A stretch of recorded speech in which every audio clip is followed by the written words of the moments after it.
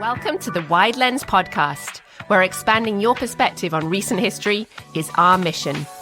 Listen to untold accounts from overlooked voices and see familiar stories in a whole new light. Ready to dive deeper? Let's begin.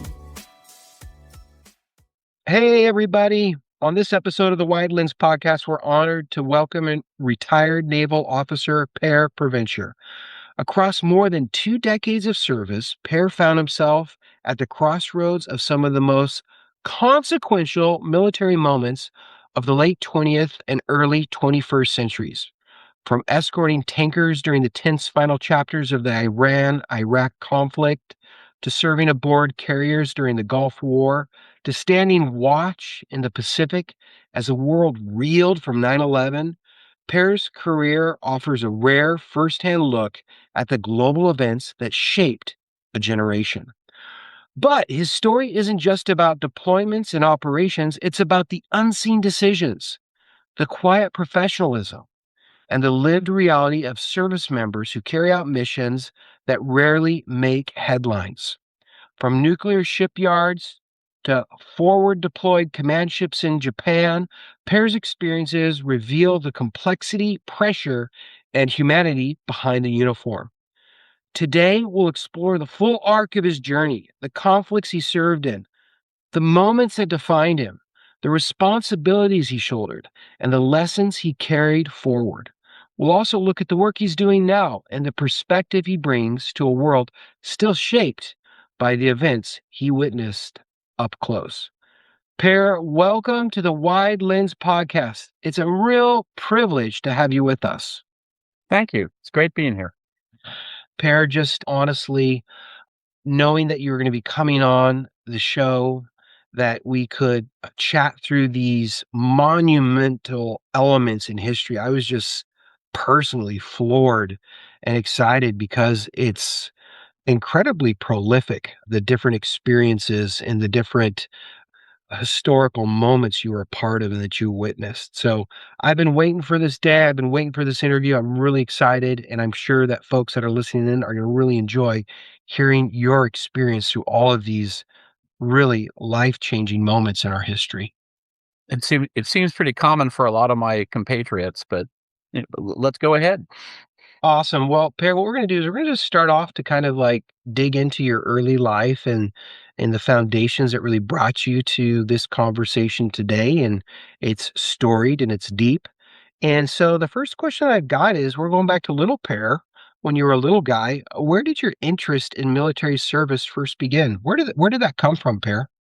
Well, it's kind of an odd story. My whole family was Army, and my neighbor was an Army recruiter. And so I had looked at that when I was in high school. My stepfather was in the Navy, and so that kind of drew some interest. But I was literally, during high school, I did an internship at Boeing, and then I also did a half-time in high school, half-time as an electronic technician at a local community college. And while I was there, I literally picked up a brochure about, hey, join the Navy. And I went, well, I should take a look at that. And when I was able to transfer over from North Seattle College to University of Washington, I was looking to get into the electrical engineering program. I literally just walked in to the ROTC office and said, hey, can I take classes? And they went, sure, anybody can sign up. And then one of the instructors said, are you just sort of interested? And I said, well, yeah, I have some interest. And he put an application in front of me. And I went, okay. And, no scholarship. It was just all voluntary. And then I got very motivated about it and was able to earn the local professor of naval studies, the CEO of the RTC unit, actually had a scholarship to give that was locally controlled, and I was able to get it. And so I got into the scholarship program, and off I went. So in a way, it was like an intentional stumbling into the Navy. What did your parents think about this? Were they a bit surprised by it? Not particularly. My my mother had served in another army, in the Royal Danish Army, because all citizens had to do some sort of public service, and her only question was, "Do you know what you're getting into?" And this is, you're writing a check, up to your life that might get cashed. And I went, "Yeah, I understand," and it sounded interesting, so off I went. I'm also Scandinavian. I'm largely Norwegian, got a little bit of Swede in me and then some Finnish too. And the Danes are famous, pair, for being pretty peace-loving folks. Did your mom, was she a bit nervous about that because of the historic conflicts that the US has been in really for the last 100 years? Did that like cultural difference, did that matter to her at all? Not particularly, although it was Navy, not Army. Strangely enough, here's just a rando sort of tangent.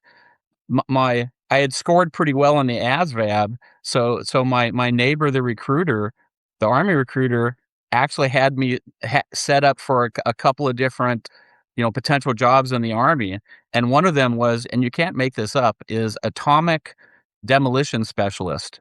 So, because we actually had a group of people who specialized in that area, so, the road not taken.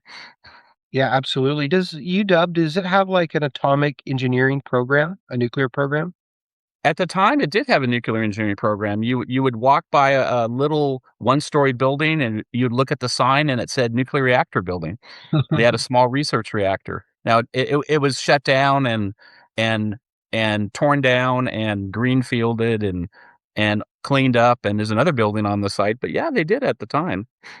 Just a little plug for one of the other best engineering schools on the West Coast, and that's my alma mater, Oregon State. We still have a nuclear reactor on Mhm, campus, and so we have state police there at all times to protect it. So it's a big engineering school, just like mhm. the Huskies, and we're still going at it and building, doing a lot of nuclear work there. So Per, would you say there was like a defining moment or really like, I mean, you touched on this already to some degree, but was there like a real influence that led you to decide to be in the Navy? Like, why there's so many branches of the military. Were you like a big Top Gun fan or something? Like, why the Navy? And did anyone or anything influence you into that? Well, Top Gun was actually by the almost right when I was graduating. So I was already in by then, but literally, I was at a community college, and I was finishing up. I was in high school, and I had this sort of half a day program, and I just wandered over to the registrar and said, "Hey, if I wanted to keep taking classes here to maybe transfer, I'm a high school student here, what would I have to do?" And the little old lady in tennis shoes who run most bureaucracies just looked at me and said, "You're a student here. You just have to pay." So, and at her desk was a little folder with brochures. So while I'm waiting for her to process the paperwork, I picked up the Navy brochure. That was literally it. Awesome. Well, Per, I'm a marketeer as well, and so it's neat to see that a brochure placement actually worked with someone. So it's encouraging to hear. Yeah, that was a pretty effective trifold. It got me in for 28 years. I love it. Yeah, they got their printing money back from that one. Hey, so just digging into like really how it all started when you were getting into the Navy. I know that you were a part of the midshipman exchange program and an exchange student at the Japanese Defense Academy. Tell us a little bit about that. How did you get introduced to that? Why did you decide that's something that you wanted to do? And how did that shape your experiences moving forward? Tell us a little bit about that time. So I'd mentioned I was, I'd been a electronics draftsman. I'd actually competed in some competitions. That's what I did in high school, and then I had sort of a computer internship at Boeing, and then I did a electronics technician program, certificate program while I was in high school at North Seattle College. So I'm revved up, ready to go, transfer to UW, and then strangely enough, a article about electrical engineering appears in U.S. News and World Report about how it's the greatest thing ever. And they went from interviewing students, and my GPA was pretty good, and I thought I would be pretty strong in interview because I had a bunch of background. And I went to see the counselor for the EE program right before I was going to apply for it, and they went, "We have so many applications. I'm literally going to throw them out the window and look at the ones that are face up." And I went, "Really?" And he went, "No, we're just going to go straight GPA." And at the time, they also had a quota system. And he said, "You're good for mechanical engineering and ceramic engineering." UW had a program, they were working with the space shuttle on ceramics, but not for EE, but come back next year. And I went, "I can't come back next year. I'm on this Navy scholarship." And so I bailed out to my minors because I had to get a degree. And the Navy is pretty technical. So, but there are English majors and philosophy majors and such. And I was minoring in Asian languages and literature because it was just interesting to me, Japanese, Korean, Chinese. And so I'd taken a bunch of Japanese. And the Navy has a program where they have exchange students both into the Naval Academy and also out to other academies. And there are 2 slots for the Naval Academy and 1 slot for all of the ROTCs. And UW is one of the original Japanese language colleges pre-World War II. We generally pick that slot up fairly often. And in the year before we had, and so I applied and got it. And so for my first class cruise, when normally over the summer you would go to a ship and be an assistant to a junior officer, they sent me to Bodai Gakko, which is the Japanese Tri-Service Academy. They have a single academy for all their services, and for 2 years you do sort of generic things, and then for the last 2 years you specialize in ground, air, or naval. And it was different because literally my orders were to report to the naval attaché in Tokyo, and then they literally hand you off to the Japanese, and away you go. And it was sort of profoundly sort of changing for me. Were you able to make any like close connections with anyone specifically, or were you hanging out with the Americans mostly? Did you get any like cross-cultural engagement in that at all, Pair? Well, the Americans were 3 of us, so there weren't a lot. Now they dormed us together in the barracks, and but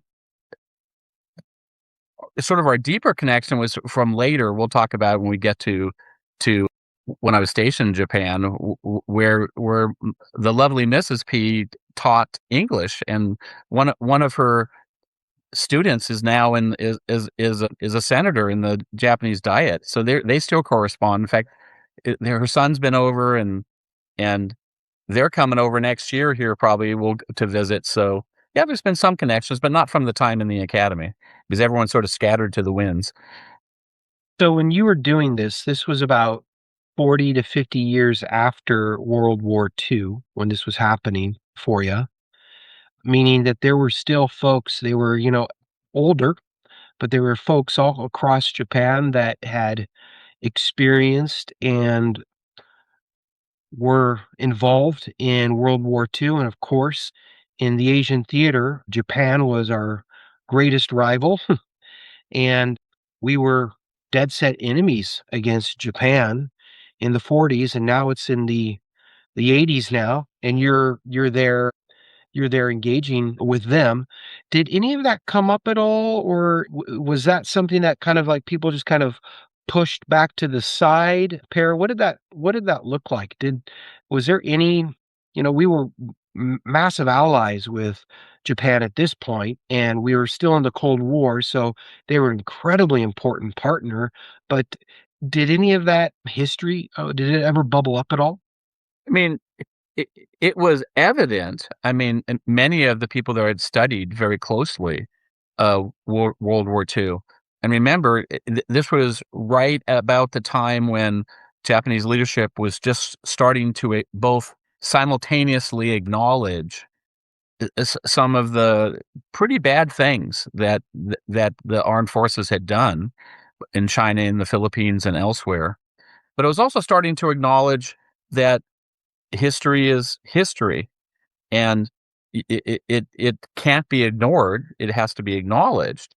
So I wouldn't say in a negative way, but it certainly was evident. There were people who collected memorabilia, but that's not to be confused with sort of actively promoting, any kind of militaristic. Remember at the time, even today, the the the Japanese air, uh, ground, and naval are self-defense forces, and they don't have that sort of. They've specifically thought to limit their offensive capability because there's certainly memory is long. Yeah. But Are they, am I wrong, Per, in thinking that there's like a little bit of a movement in that reality though? Like aren't they softening to that a little bit in Japan? Are they opening up a little bit of a fence? Well, they certainly are. I mean, a country with F-15s and Aegis destroyers and submarines and a very capable military, and certainly given it's a tough neighborhood, but certainly something like sending a ship on a training cruise to Hawaii is a pretty big deal. While the U.S. Navy, that's kind of Tuesday. So yeah, public opinion's kind of moved on that a bit. I think they're still struggling with that a little bit. For sure. Yeah, absolutely. So moving on from that, pair, something that maybe a lot of folks really haven't heard too much about, but you kind of like really just jumped into the mix of things and you were part of the tanker war and Operation Earnest Will. And this was, if we go back to it, this is about 1989, if I'm correct. And I don't think a lot of folks really know a lot about the history and the geopolitical context for the tanker wars. So can you just kind of give us a little update about what this was, what was going on, why were we involved, and why were you involved? What were you up to? So this is the tail end of the Iran-Iraq War, which was September 1980 to to 88, and the war where Henry Kissinger said, "Is it possible for both sides to lose?" Where very bloody conflict between two countries that was costly to both, and a very ugly conflict. But it was an ugly conflict, astride the oil pipelines to Europe and Asia. And, Iraq attacked Karg Island and Iran attacked their oil capabilities. And in the middle of all this, we had always had a small contingent, one ship, and the British had sometimes had a ship. But Iran and Iraq were actively targeting each other's oil exports. And as you may know, the American merchant marine is practically nothing. So they're all foreign flagged ships. But this is a significant issue, and and this might sound familiar. Iran, which sits astride the Straits of Hormuz, what actually started making claims to will shut down the strait. Now, they didn't have a port on outside the strait, so it was sort of bad for both of them. They would still need to be able to push their own through, but they had small boat attacks. They had a small navy. They had anti-ship missiles they were throwing at ships, and more than 100 ships were attacked, and also by air. And also the context of this is one of our, if you might recall, the USS Stark was mistakenly attacked by the Iraqis. In fact, the story is when the pilot landed and said, "Hey, I think I just blew up a Iranian tanker," he was arrested, saying, "No, you didn't. You just attacked an American frigate." Mm, 37 sailors died, and that caused a reprisal. and Iraq eventually apologized and paid compensation for that. But we had always had a small patrol there, and the UN was trying to stop the conflict, and Kuwait, which had a large tanker fleet, actually came up with an idea. Why don't we reflag a bunch of our tankers because they were tired of getting their tankers attacked, reflag them as U.S. tankers, and then the U.S. would have a legal and moral obligation to protect them against all attacks. That's clever. And Kuwait just wanted their product to get through. They hadn't taken a side on the conflict. Mm-hmm. Mm-hmm. And the Navy went, gee, that's kind of interesting.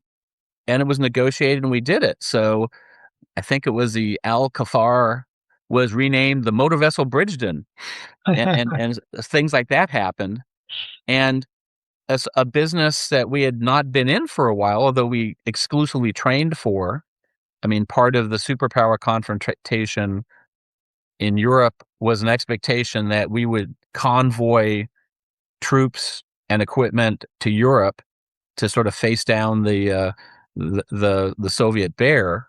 So we certainly had some skill in convoys, but we hadn't certainly done it in sort of this way. And so a active convoy procedure started. And that's a little weird for us because I was on a destroyer that was in the Pacific Fleet Anti-Submarine Squadron, where we practiced and we were specifically optimized for going out and finding our Soviet friends who were lurking off the coast.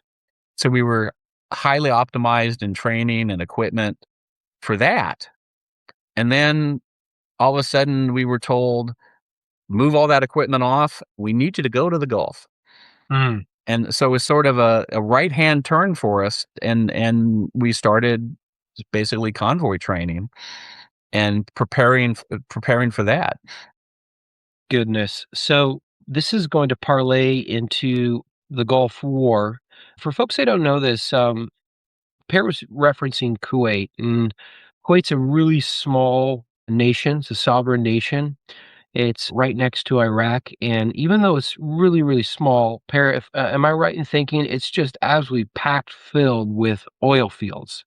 So it has a lot of wealth in it, and as you said, Kuwait is like, hey, we're not basically gonna pick a dog in the fight of Iran versus Iraq.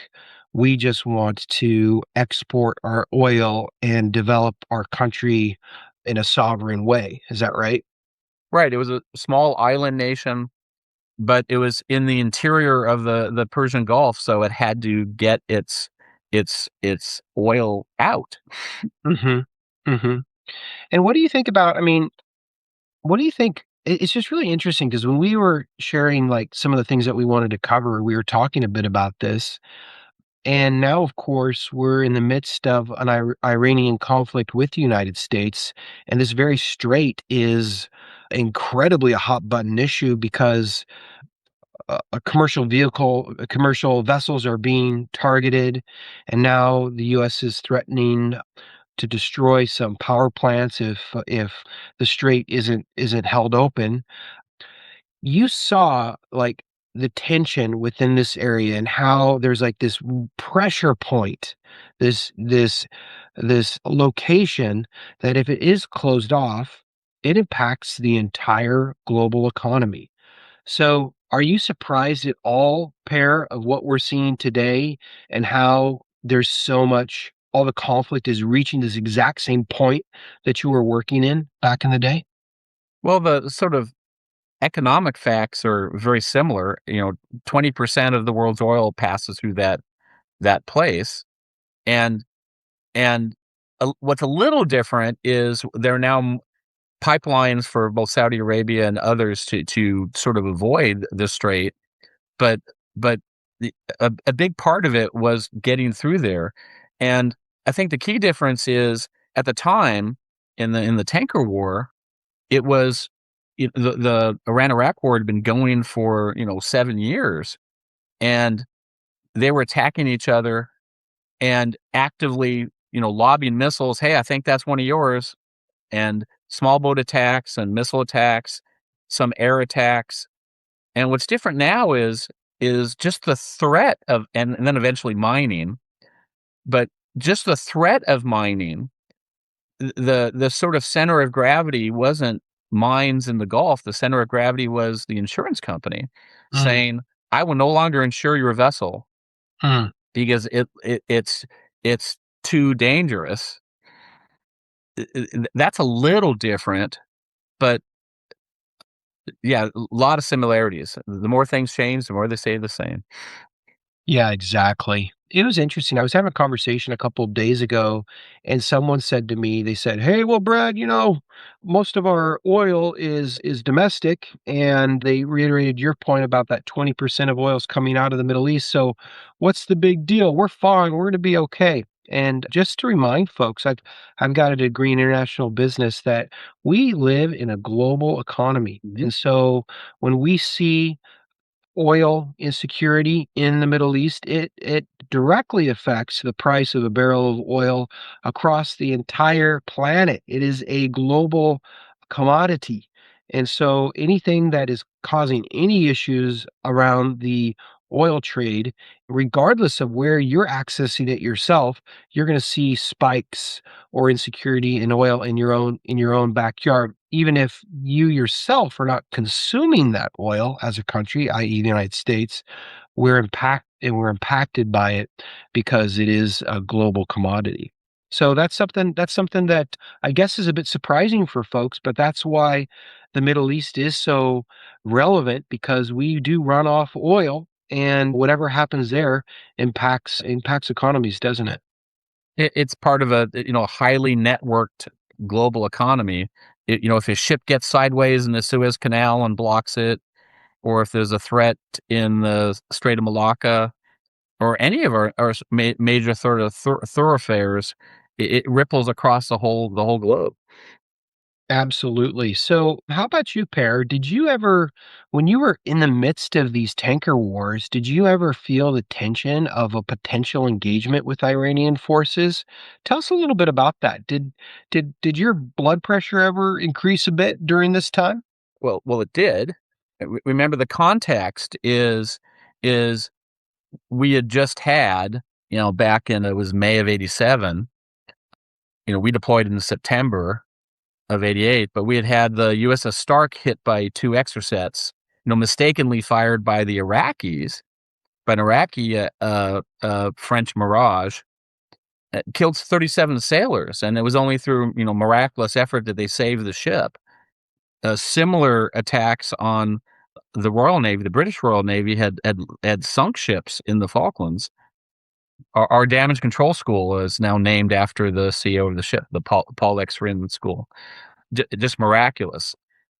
Little aside, when I was later on in in damage control school, before I was going to one of the carriers, is they actually gave us the problem set, the messages from the Stark, and one of them was, we tried to enter the compartment to fight the fire, but there was 12 inches of boiling water in it, which was something that hadn't really been thought about. How do you deal with, because the fire was so hot, it was boiling the firefighting water.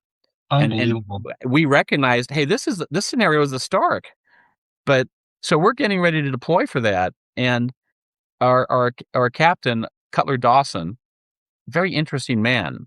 He had command early as a lieutenant, and then as on a minesweeper. Then he had command of a small frigate as a lieutenant commander, and as a commander, this was his third command. So very.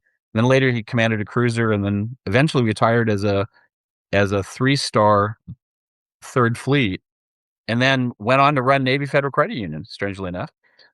But he actually addressed it directly. And once we had left port, so it was private. This was prior to email or any of those things. We just Sure. had good old fashioned snail mail. Is he just addressed the whole crew and said, "Hey, listen, the the Stark got hit and all those sailors died, and it was an accident, but I'm not letting that happen to us. Hmm. How's I'm he not gonna, going to let that happen to us how can he be so bold in saying that? How can he stop that? because the sort of peacetime mentality, the Stark had the capability to shoot the archer and to shoot the arrow, Okay. and they failed. Right. So miraculous, heroic Would you say they failed, damage control. Per? Would you say they failed though because it was kind of like it was a mistake by the sounds of it? It was a bit out of the blue, and so sadly that the destruction of that ship meant that you guys were like proactively prepared for the same thing. So, sort of in the larger scale, I would say, but again, one of the downsides of a long period of peace is that sort of confirmation bias.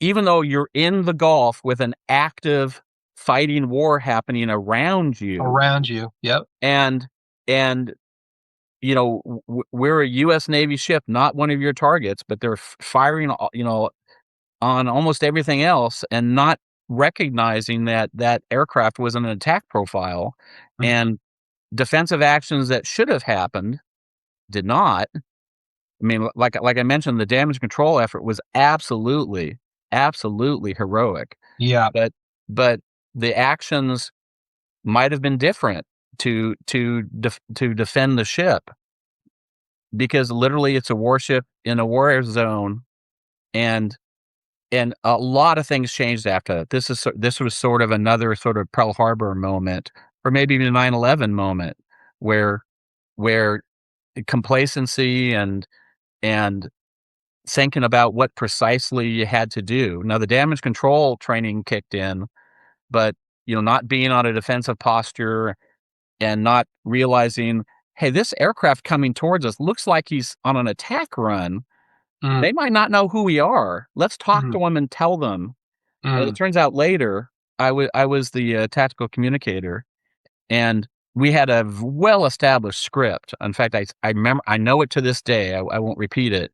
Where there were a series of warnings that start with, "Hey, we're us. Just letting you know who we are," all the way up to, "You are subject to U.S. defensive measures," which is a polite, mhm. a polite way to say, "Stop what you're doing, turn outbound, or we're gonna shoot you." Yeah. I mean, that's a politest way to be able to say it. I mean, it sounds like it's like, man, we don't want to do this, but you're really leaving us no choice here. Right, because remember in the tanker war, we were neutral.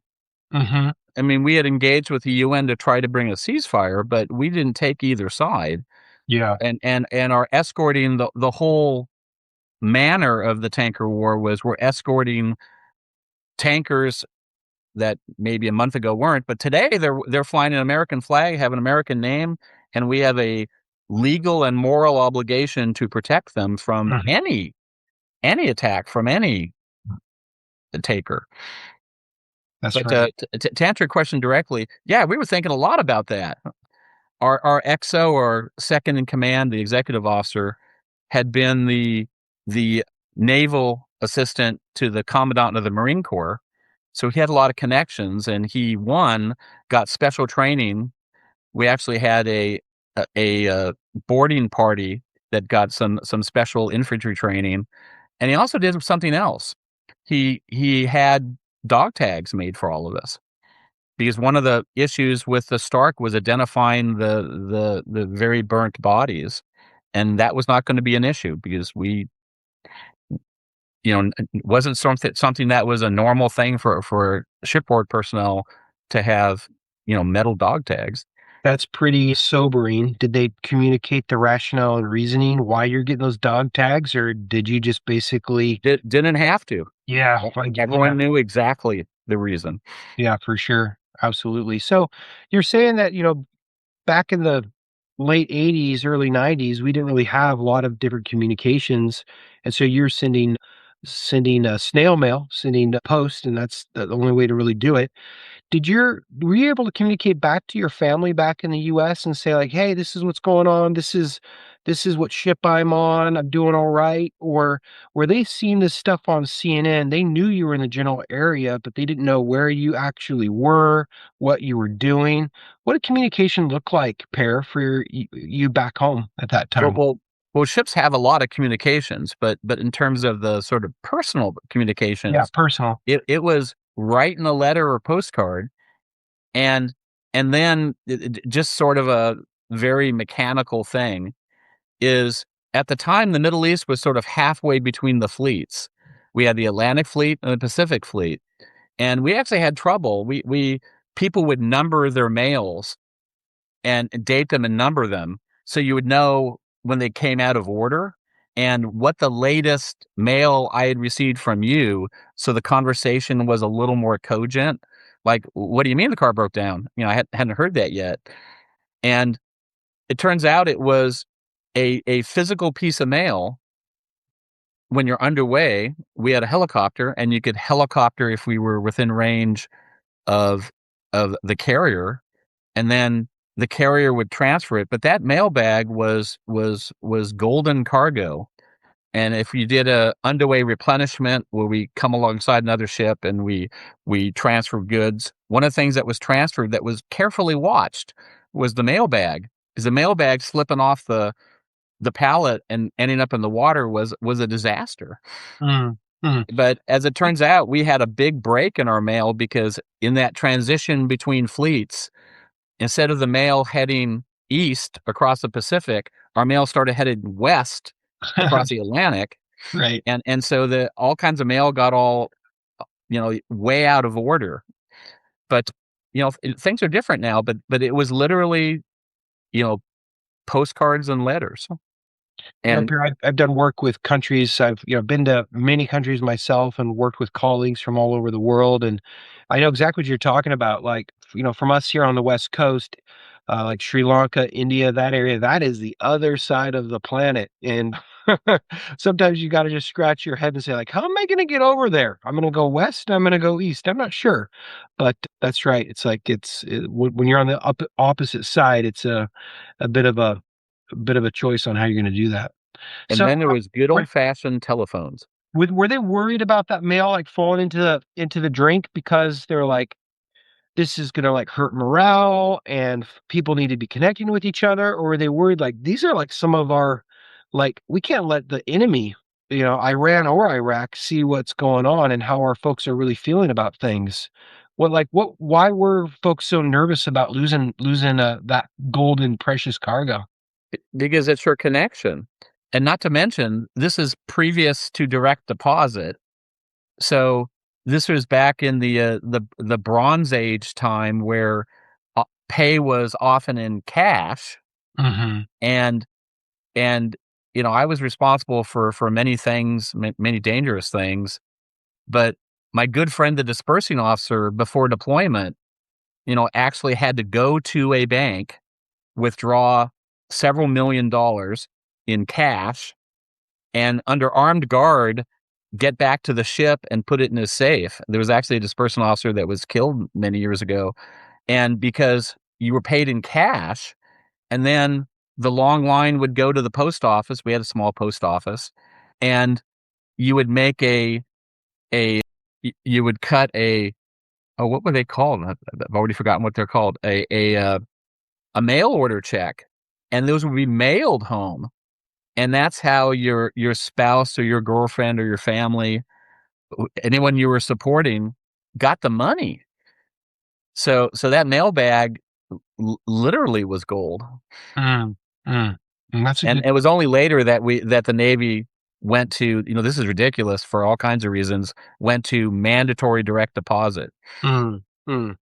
So, Per, when you're on that naval ship, how much does the Navy care about it? Even though you're doing stuff where you're escorting U.S.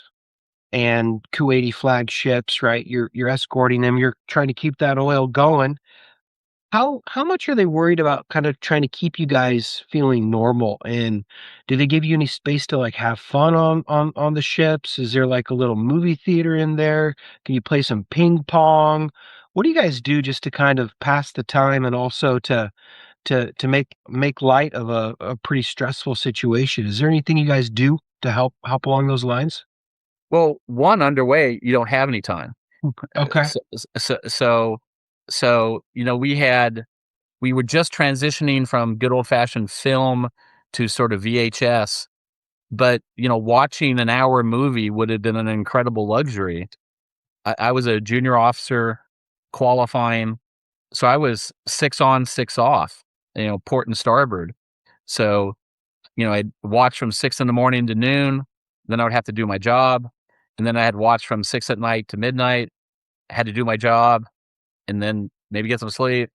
So, and then even more than that, while we were doing the escorts through the Gulf, it was mandatory general quarters because literally we were underneath. There's Bandar Abbas is a city on the northern edge of the strait, and the Strait of Hormuz is actually a small island called Hormuz that's named after, and there's a series of cliffs up above that, and that's where the Iranians had mounted their missile batteries. So we were literally underneath their missile batteries, you know, you know, being watched. And so we were at general quarters the entire time. So our maximum state of readiness, and our schedule was more or less 2 weeks patrolling, or doing earnest will missions in, out. We would collect all the tankers, escort them out, hand them off to there was a carrier strike group or battle group at the time that was out in the North Arabian Sea or the Gulf of Oman, the GU, and pick up the next group and bring them in. And then we would also patrol in the Gulf for freedom of navigation patrols. Iran had closed off a piece of the Gulf, stating it was their territory. And part of the sort of free flow of trade was if you declare an area of the ocean yours and nobody challenges it, you could make a claim that it must be ours. Hmm. So they had sort of the same thing that Libya did with their line of death was, we're claiming this part for us. And so we would literally carefully navigate, cross over the line, spend some time cutting circles, document that we did, and then head back over the line, because that establishes the right of free passage. Absolutely. And so 2 weeks of that and earnest will missions, usually 2 days in Bahrain. There was a small Navy establishment there with a little store, and we could refuel. We could get fresh food. They had a Baskin Robbins with 3 flavors, which was funny because the sign was 31 flavors, and the person just crossed out the one. That's hilarious. So, Per, I don't know if you know this, but Baskin Robbins, I think the guy who started it, he's just like you. He's a UW graduate and started out of Tacoma, Washington. That's where Baskin Robbins is from. So all the Go way back. figure. Yeah, pretty cool. Lots of good things out of Tacoma. But Okay. we learned all kinds of interesting things. I'm sure you're going to ask about. Yeah, for sure. So, Per, which by the way, I went and saw that. I don't know if you've seen that. If you even plan to see that Project Hail Mary movie, I saw that a couple days ago, and it was good. I would give it a 9.5 out of 10. I just loved it. But while I was watching it, I was sitting there, and there was a trailer for the movie Dune, like one of the Dunes. It's like Dune 3 or Dune 4 or whatever it is. And I was like, this is so cool. I am sitting off of Ruston Way, right next to in a movie theater, right next to Dune Park, named after the fella from Tacoma who wrote the Dune films. I was like, who gets to do that? Gets to see a trailer for a movie, and there's Dune Park right next to you, and it's the same area that this guy who wrote the books grew up in. There's so many fun things that happen within a city. Go figure. Go figure. Go figure. Okay, so basically, hindsight's 2020. Perry doesn't know this yet, but he signed up on the dotted line and headed over to the Middle East.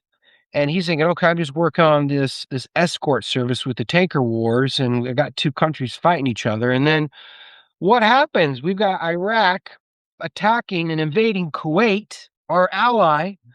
And I'm sure there's probably things written down on paper that says, hey, when a country attacks Kuwait, we got to do something about it. We're probably held just kind of like the Brits were held when the Germans attacked Poland, bringing them into the war. I'm sure we were forced, our hand was forced at this point to engage.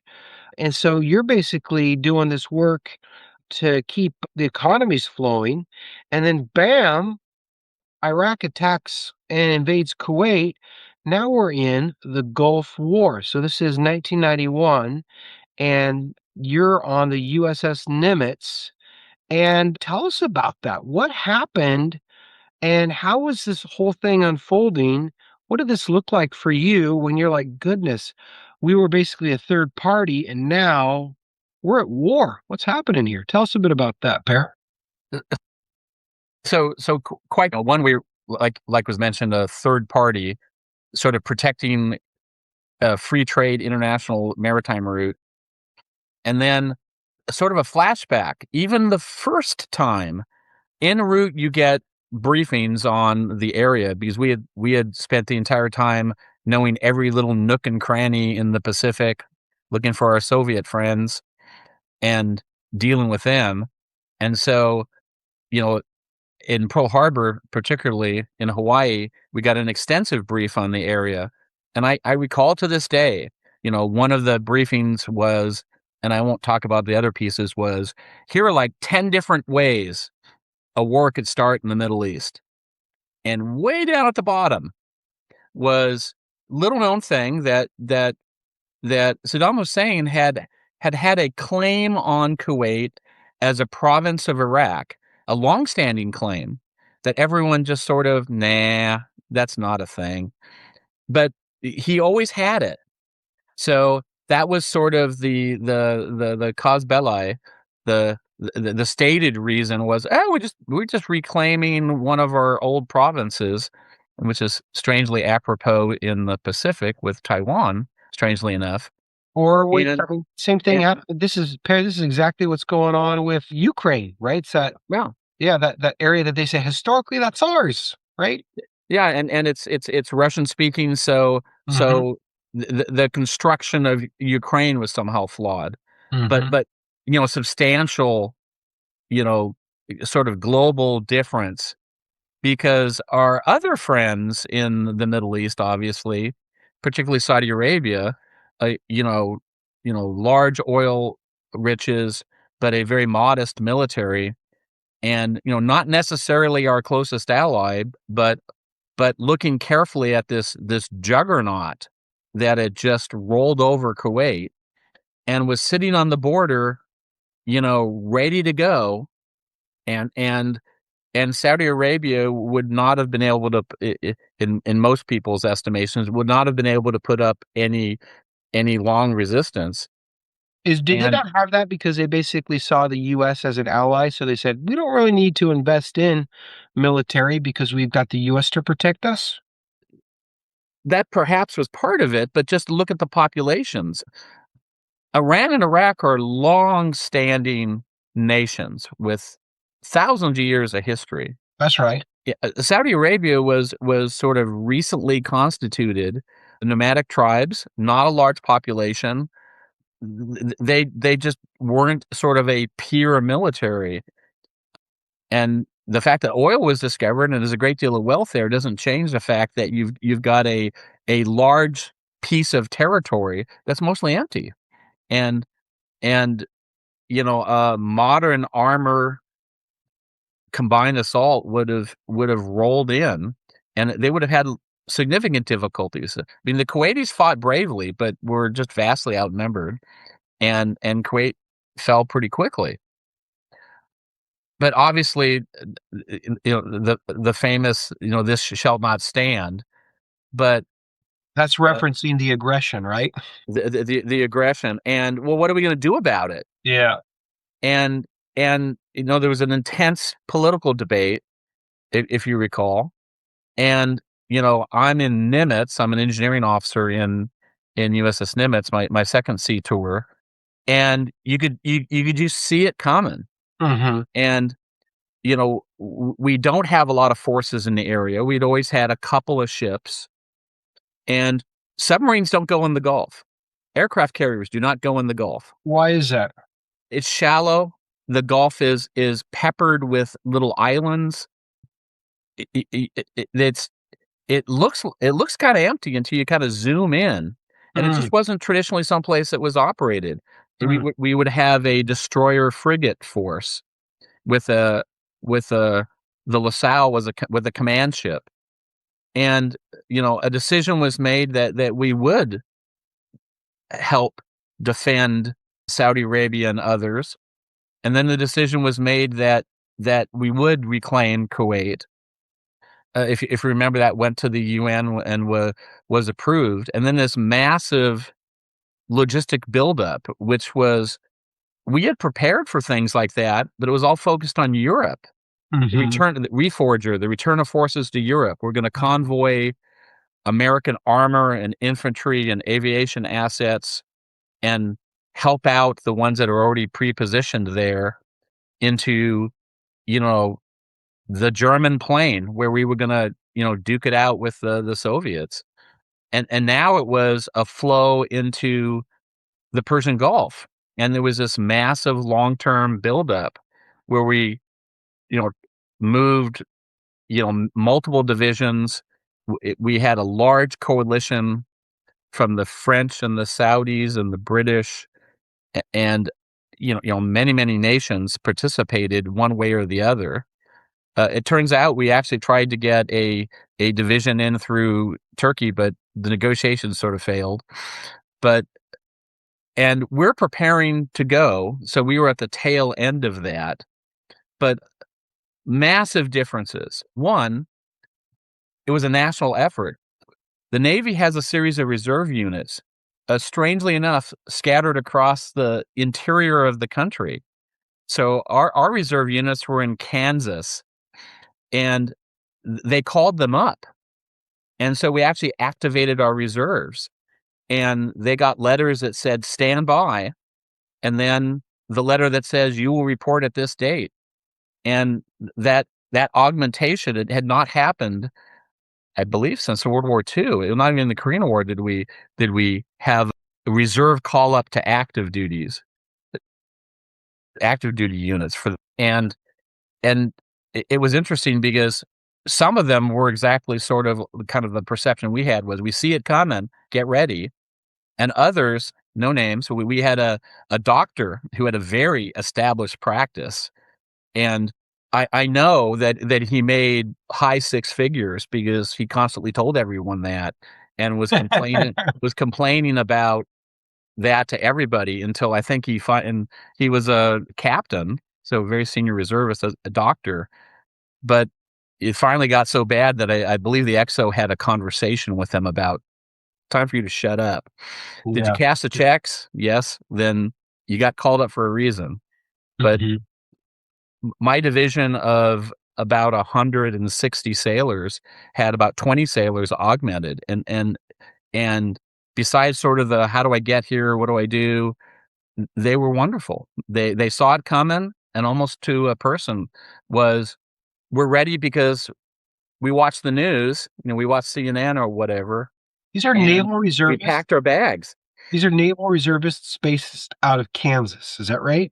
Yep. Several reserve units were scattered across Kansas. Why would we have naval reservists in Kansas, of all places? Because that's where the people are. Okay. So the fact that there's no water around them is moot. Doesn't really matter. Nimitz grew up in the Midwest, where the closest body of water was a lake that was dry in the summer.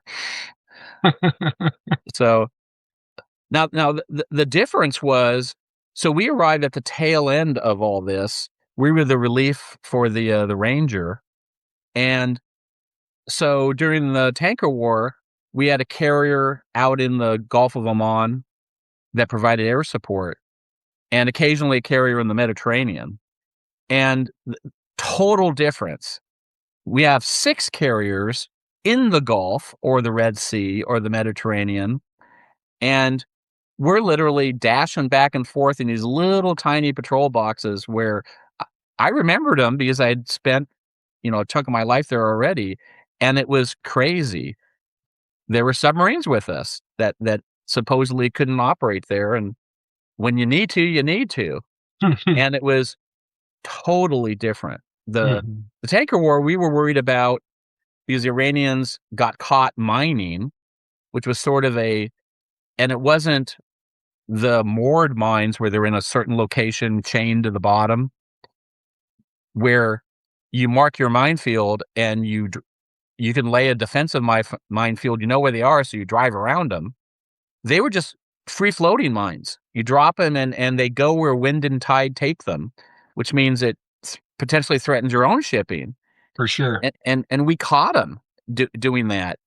And so part of what we were doing was literally looking for floating mines, and we learned something very important. Why weren't they allowed to do these floating mines? Are they a part of the Geneva Convention and they're not allowed to do this because this is the way what they've agreed to in war? I always thought like some countries, and correct me if I'm wrong, Per, like forget the rules, we're just gonna do what's best for us and Well, that's it was tactically disadvantageous because like I mentioned, the moored mine, you know where it is.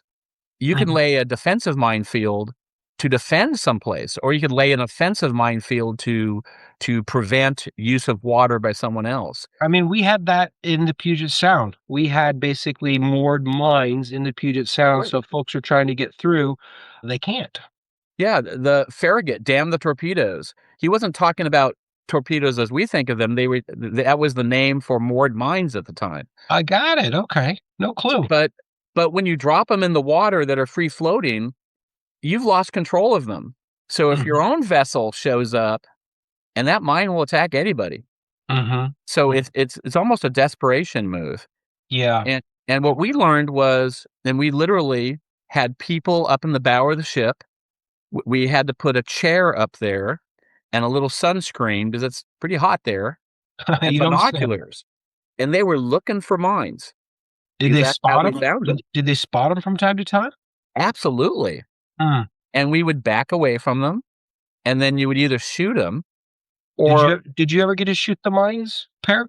not me personally, but I saw plenty of them shot, or we would send EOD out to get them. I mean, everybody's got their job, right, on the vessel, and so some guys get to shoot them. I mean, I'm from Eastern Oregon, and if there was a chance for me, even though it wasn't my job, to shoot a mine that's floating in the water, I would beg to do that. Is there any freedom in the military to kind of like, yeah, give it a shot? Or is it like, nope, we are Well, following a process? the problem is when you shoot them, they blow up and they scatter shrapnel. And Yeah. so you generally didn't wanna do that. So the EOD, explosive ordnance demolition experts, would mount a small charge and blow them up that way. Got it. But one of the things we learned was the three-horned mines, because these mines were kind of the classic black spherical, and they had horns on top that were the detonators. And the three-horned mines were mines.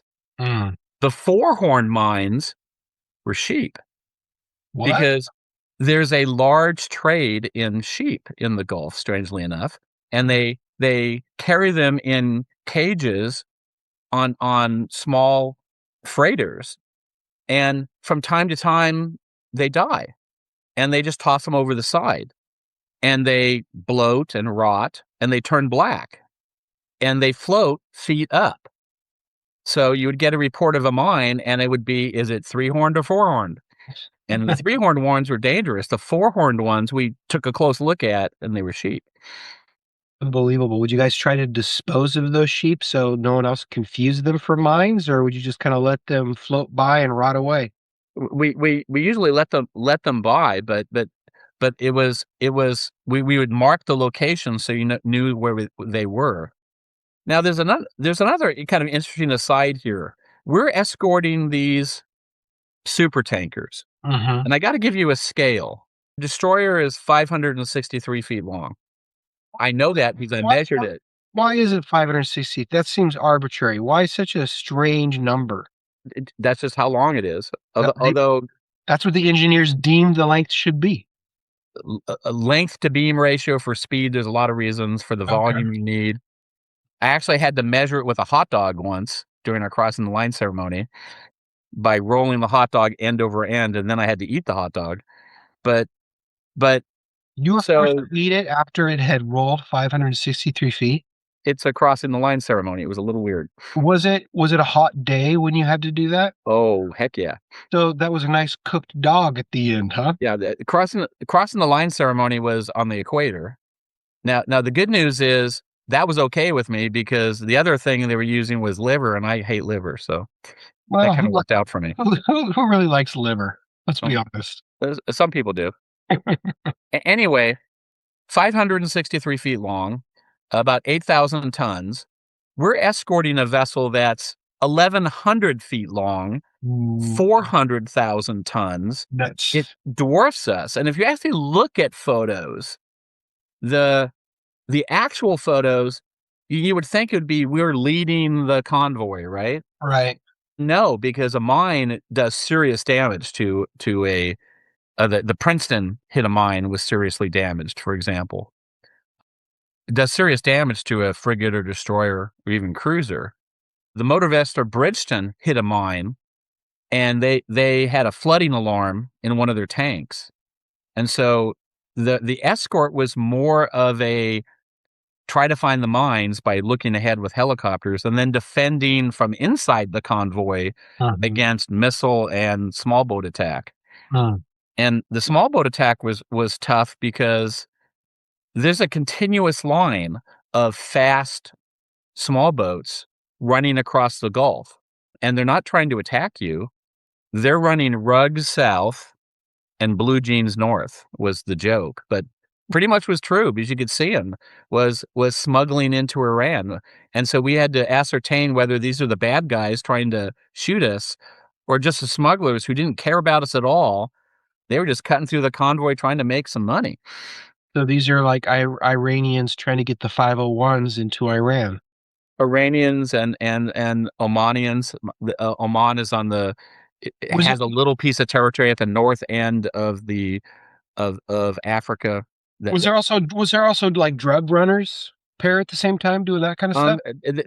There's a bit of opiate drug running as well, but so the difference is that sort of environment with 3 or 4 ships to 6 carrier strike groups with all their escorts. So we had 40, 50, 60 ships just all over the place in the Gulf, and all kinds of air cover, and a massive military buildup, and then a naval feint. We had 2 battleships there, and Marine Corps amphibious group where we feinted a amphibious landing, which was what Iraq was very worried about, and then did the end around, as you know, to the west and in the desert where no one can go, and basically cut off the forces in Kuwait and ground them up. And that's how the battle tested, much vaunted Republican Guard was defeated in a short campaign. Were you surprised it was as short as it was, given that the Iranian-Iraqi conflict was lasted, for the better part of an entire decade? Were you surprised that ended so swiftly? Different military force. The Iranians were was more of a traditional infantry force with some armor. They were both armed by the Soviets. The Iraqis was a heavily mechanized force, but then got ground down in a long war. And we put into the field sort of the new post-Vietnam, the forces that we had put together to fight the Soviets in the German plain, Fulda Gap and all, and with several different innovations. And there was quite the concern about, because did the Iraqis have frontline Russian equipment? Not exclusively, but they had a lot of it. But the armor ratio was, not counting 2 friendly fire incidents, was like 800 tanks to 0. And tactics and training and equipment paid off. So do you feel like, I mean, I got to admit, like, I was really surprised, like probably the rest of the world was, when I woke up on a Saturday morning. I was like, holy smokes, we're bombing Iran. And then I was equally surprised with, their rhetoric and the things that they would say was just so shocking. My entire life of, these really flowery depictions of how they were gonna what they were gonna do to the US and do to me and do to our leaders. And then they just got bombed, and it just kind of, it seemed really simple from our side. Do you think that there's just an incredible imbalance in the Middle East in regards to, like, technologies and capabilities between that and the West? Or, like, how come an Iraqi and Iranian army just goes at it with no resolution for a decade, and then a Western power goes in there and just annihilates it? Like, is it just incredibly lopsided, or what's going on? Well, it's planning, it's preparation, it's training, it's it's the nature of the militaries. If you have a military where, you know, the government's head's brother-in-law runs the joint, and versus a professional military that's very meritocratic, Mhm. but also has to, you know, parabellum is, if you want peace, prepare for war, is prepared, and prepared not in a sort of, you know marching band sort of way. And nothing wrong with marching bands, but not in a sort of a visual way, but in a actually doing what you needed to do. I mean, one of the Mhm. reasons we could convoy ships was we did that all the time. And one of the reasons that deploying to the Gulf, it's hard, but was able to be done because we routinely do that. Mhm. It was interesting that the contrast. The In the tanker war, the French had a ship there. We had 3 ships there. The British had a ship there, and the Russians, the Soviets, had a ship there. Mhm. But the difference was we went in, 2 weeks, 2 days, 2 weeks, 2 days, 2 weeks, 2 days, patrolled almost all the time. The the Soviets had a frigate or a destroyer. They would come in, anchor, and literally drop their anchor and raise their laundry. They would put their laundry up because they just weren't used to the maintenance and the fuel requirements, and their presence was, "If you need us, we'll be here," versus actually actively doing things. Right. I would say, just like it's being closely watched today, our Chinese friends are closely watching. One, because they buy discount oil from Iran, they were their major, customer, but they're Yeah. also closely watching the military situation. And to kind of try to answer your question, who would have thought that Ukraine, after several nations had been quickly attacked and overrun, even Crimea, Mhm. near bloodless overrunning, that that the Russians, as the sort of heirs to the Soviet military, that a quick decapitation attack on Kyiv would be stopped. Now, having said that, the time between the taking of Crimea and the launching of the attack was not idle time. Ukraine was getting ready, and I don't know, but I suspect they were getting a lot of help from others getting ready, and the Russians have now spent more time in the Ukrainian war than they spent in World War II. No. So it's a difference in it's certainly in the ability to project power, because no other country could project that kind of military power on the other side of the planet. Yeah, exactly. Exactly. It's not even in our backyard. If I would, think about the countries that hostilities could originate from, Iran is definitely one of the three. So I always think of, like, Iran, Russia, China, right? That's things pretty commonplace that Americans think of those as the three countries where we could potentially be in conflict with.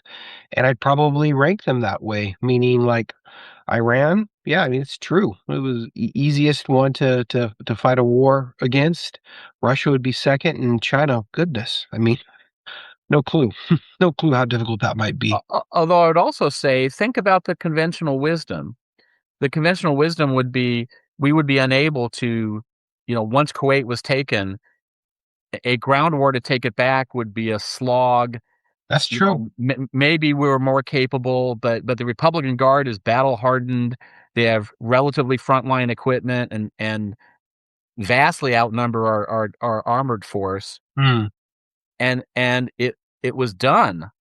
And then later, any attack on Iran by either Israel or the US or the two in concert would have devastating consequences because the Middle East would explode. Hmm. Other countries would join in.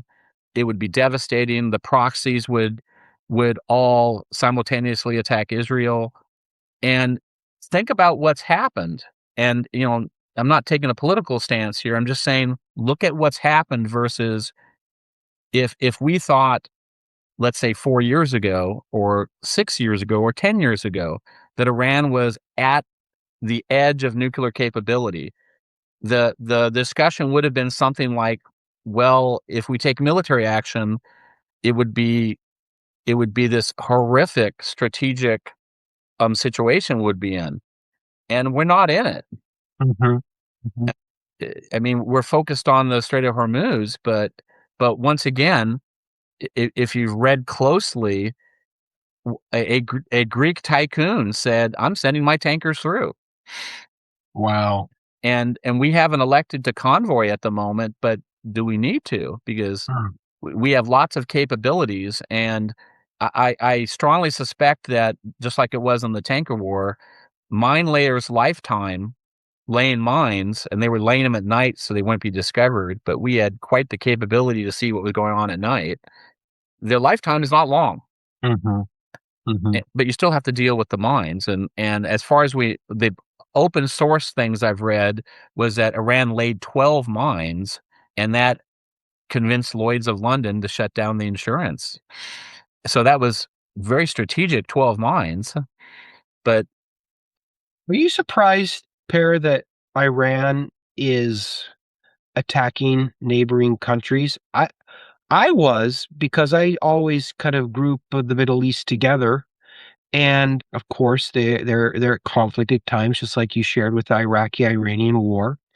But are you surprised that the Iranians decided to bomb neighboring nations, not even U.S. installations within those countries, but areas that are not that? I'm not surprised because some of the actions they've taken don't seem sort of as calculated. Certainly an understanding of the long-standing Sunni-Shia relationship and the fact that you know Saudi Arabia felt this intense threat from Iraq, but they also felt a threat from Iran. And if we take them at their word from the negotiations that they were on the verge of having or have enough material for 11 special weapons, nuclear weapons, not all of those are reserved for Israel or the United States.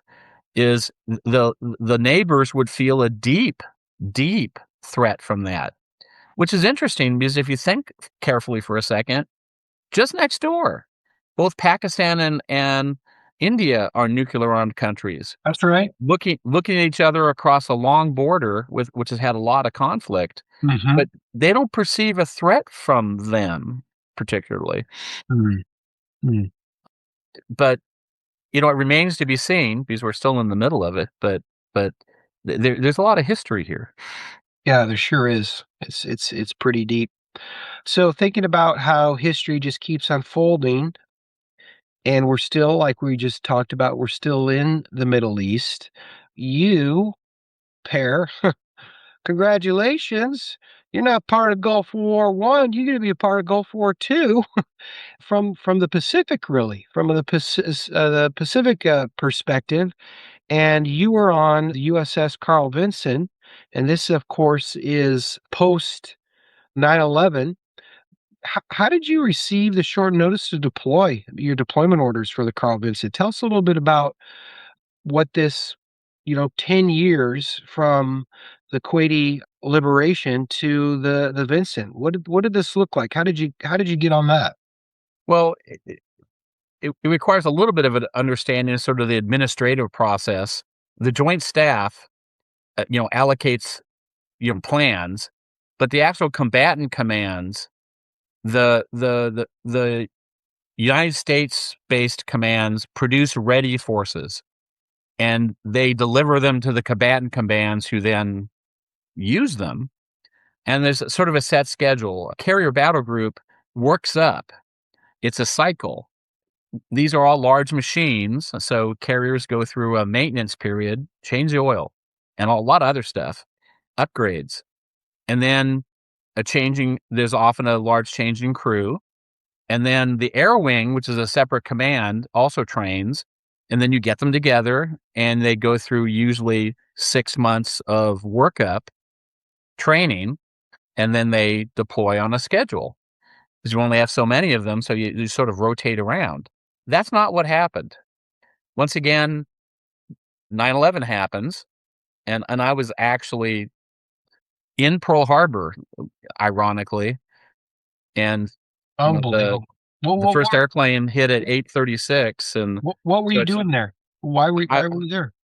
I was a system program manager in a ballistic missile defense program office, and we were having a ballistic missile defense in the Pacific meeting, and I was going there to give a presentation, and it's 2:30 in the morning, and I'm sitting in the BOQ sleeping, and I wake up because I hear the gates being closed. I was pretty close to one of the main gates, and I went, "That's odd." And then I look out and I see a bunch of activity, and I go, "Something is happening." And I flip the TV on to see the second airplane hit the World Trade Center. Aaron, what were you doing up so early? This is like in the middle of the night for you, isn't it? It woke me up because I heard activity outside. Mm. And as soon as I looked out the window, and Pearl Harbor is interesting because it's sort of circular, and I was staying at at the temporary lodging, and I was just going to walk across the street up to the headquarters to this presentation. And then I saw one of the ships there had a missile up on its rail, and I went, "That is not good. That is not something normal." And I saw the base locking down, so I knew immediately something was happening. But a good friend of mine was the officer in charge of one of our local detachments there, so I just called him up and said, "Do you need anything? Because this conference is not happening." And he said, "No, I'm okay for now, but let me know your phone number if we need you to come in." But I guess we'll talk about that a little bit later. But it happens. So we had just got out of the shipyard, so we're starting this 6-month workup. And so we were going to go down to San Diego, pick up our air wing, because a lot of our air wing was down in San Diego, and then go for a 1-month training cruise, and then come back to Bremerton. But easy to tell, people watch the news, and you'll love this. One of the indicators is for a deployment, people bring stuff, and just by measuring the draft of the ship, we knew the ship was loading up. So yeah, we're going for a 30-day cruise to work up, and then we're coming back. People had a full expectation, we weren't.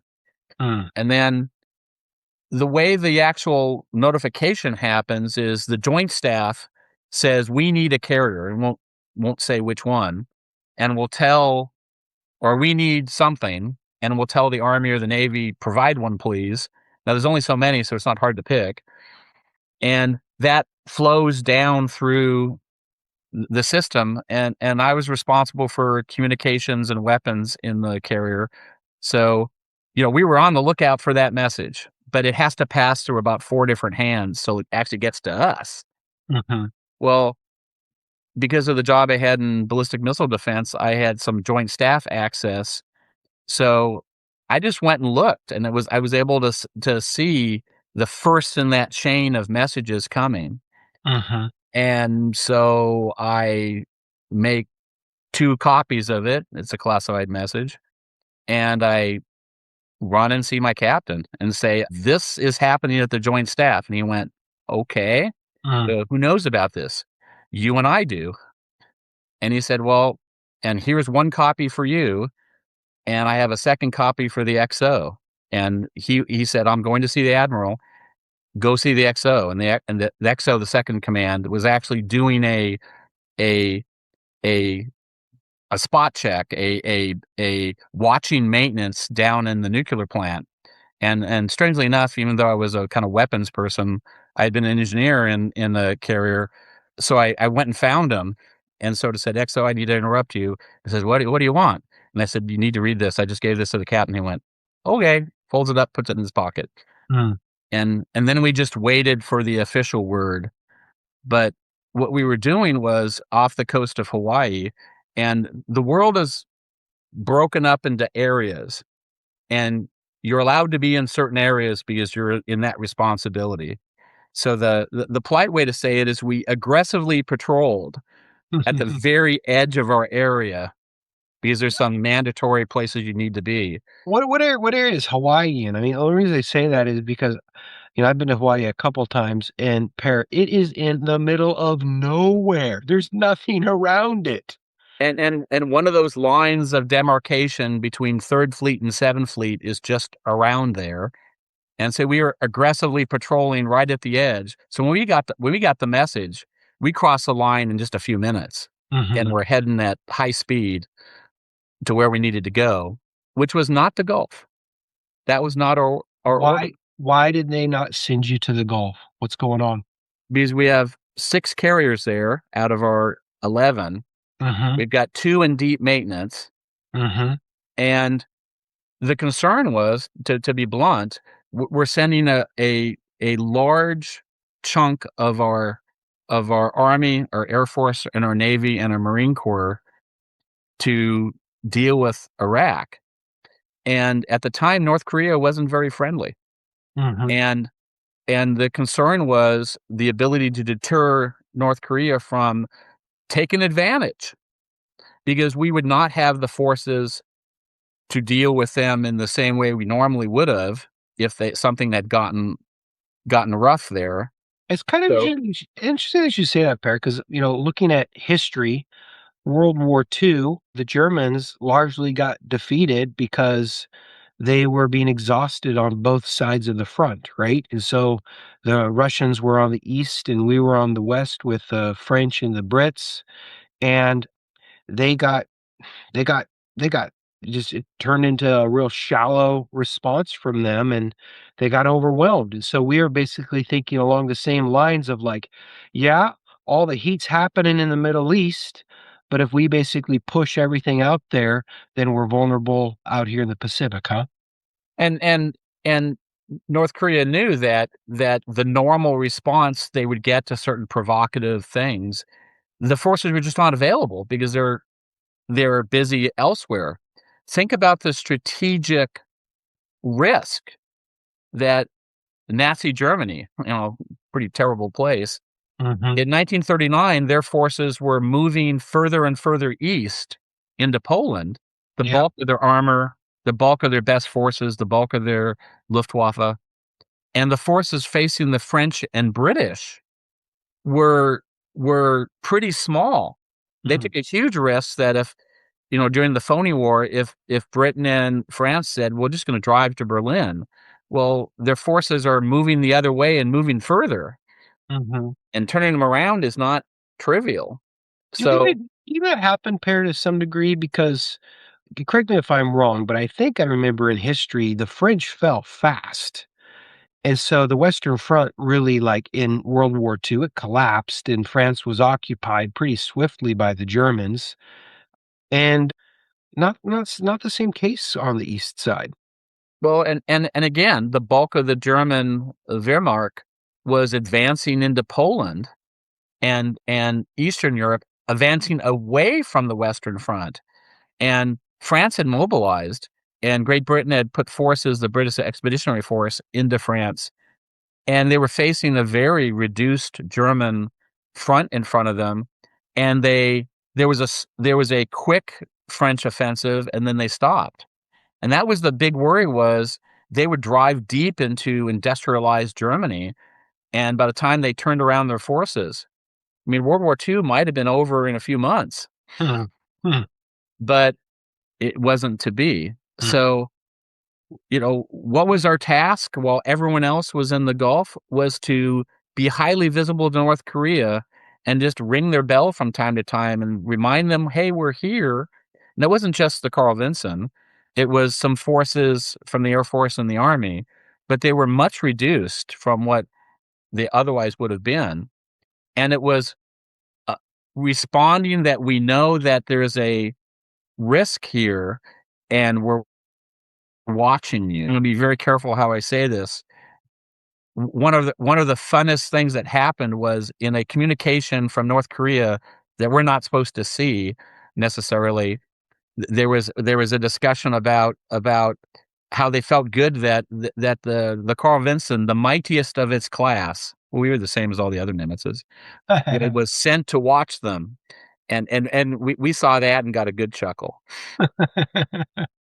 So that kind of like tickled their fancy a little bit, that they kind of felt like that they were valued enough as a threat that we would send something that significant over to them. So when you said like ring their bell, is this basically you just wanted to kind of like shoot off a few missiles, do some joint operations with the South Koreans to show a show of force to say like, hey guys, no funny business over here.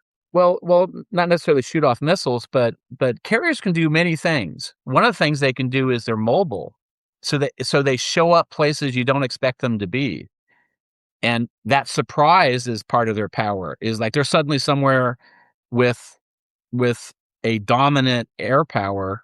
What do you mean they're mobile? How many knots can these things go at? So in excess, the standard line is in excess of 30 knots, but a little math, 30 is nuclear powered, so fuel isn't an issue. 30 knots times 24 hours, that's 600 miles. Mm. So, I mean, they're the biggest mobile machine, possible. Eh, Super tankers are bigger, but nowhere near as complex. But Mhm. we did the exact opposite. Hey, we're here and we're still here. We didn't do a lot. We didn't want to provoke, but it was we're here and we know that you know that we know that you know that we're watching you. And and again, that's one of the things that naval power can do, which is it appears to be nothing because it's deterrence, but it changes strategic thinking. Hey, there might be a opportunity here for some skullduggery on the Korean Peninsula, and no, there wasn't.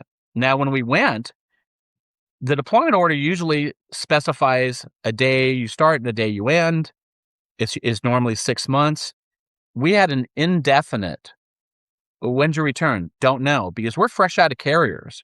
Because we have 6, and we're going to need to relieve a couple of them because a couple are already there. We have a couple in deep maintenance. So, you're the last pitcher on the bench. There's no one behind you.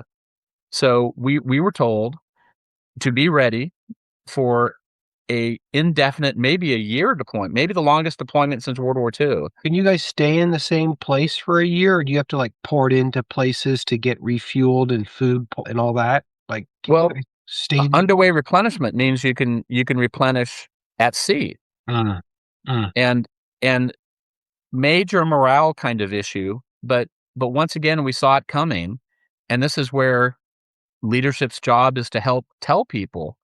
One of the things that I did was I reserved the command center in the carrier, the staffs. We had the strike commander on board, and all my leadership in my department. I brought him in and said, this is a classified briefing. Here's what we're doing. Here's why it's important. And even though it seems like what's happening over there is kind of where all the action is, and if we're highly successful, this will be a long, long, boring deployment That's where right. absolutely nothing happens. Yeah. That is our goal. And you need to motivate and prepare yourself. So, we had been doing 6-month deployments. If this is a 9 or a 12-month deployment, let's talk about what has to be different and what we can do and what we'll need, because we're it. So And how long did it last, Per? It ended up being 9 months and change. Did any of the guys that were on that boat, did they think like, man, I want to get into the action. I want to be in the Middle East, or were folks pretty confident and pretty comfortable staying out in the Pacific? Well, there's certainly that sort of, the same feeling that the Marines on the expeditionary group that's heading there is, the discussion is maybe they'll take Carg Island, maybe they won't. But just that they could is power. But they wanna, because they've trained for it their entire lives in a way, in the same way that people there certainly they did. But the mission was the mission, and the mission was important. And like I said, convincing people that have you played football? I played, I mean, never played in high school, but I played quite a bit just So for fun. so so think about, the defensive end. Your job is not to tackle the running back. Your job is to prevent him to get to the outside. That's right. And so you're not gonna get a tackle out of it. You're not gonna get a statistic. But if you fail and the person gets to the outside and scores, you failed. So your job is to force the play back to the inside. And a good coach, when you do that, will say, "Hey, Bob got the tackle, but you did your job and prevented a touchdown. Thank you very much. hmm Please do that again." So the the those in the Middle East knew that you guys were sitting out in the Pacific, but at the same time, you said we had a pretty big fleet in the Middle East to engage, and so it was like you said, it was just basically holding a potential adversary like North Korea in check, and a real show of force that entire time. Yeah, and that's precisely what the mission was. So, one of the discussions about, what are the extensive naval power, anywhere from escorting ships that aren't even yours, at least technically, I guess they are now if they're reflagged, to where what do you want? I want a boring transit, and then we're gonna do another one, and then we're gonna do another one. Mhm, mm, To it's that range of responses mhm, where command ship where, anywhere from the big one on the Korean Peninsula and having an active role in that to having a cocktail party in Indonesia and meeting with people, and how that's another show of diplomatic power that naval power could do. So they said to you, prepare for 9 months, maybe a year of boredom. What did you guys do on the boat to stay entertained? Or were you guys still, like, doing those massive shifts like you were before in the late '80s? Or did you guys have more time to twiddle your thumbs and enjoy each other's company a bit and whatnot? What did that look like? Carriers are a little different because there's a lot of people. I mean, Yeah. small ships, as an engineer, as an object gets bigger, its volume grows as a cube, so you have Mhm, more room, and the carrier is sized for the flight deck, so you have a lot more people. So you generally don't have that kind of port and starboard kind of watch, but the responsibilities are tremendous. What I saw, and it wasn't amusing at the time, but I'm amused now by it, was people were literally having pools. First off, the topic of we're going on an indefinite deployment, the topic of will we have the longest deployment ever?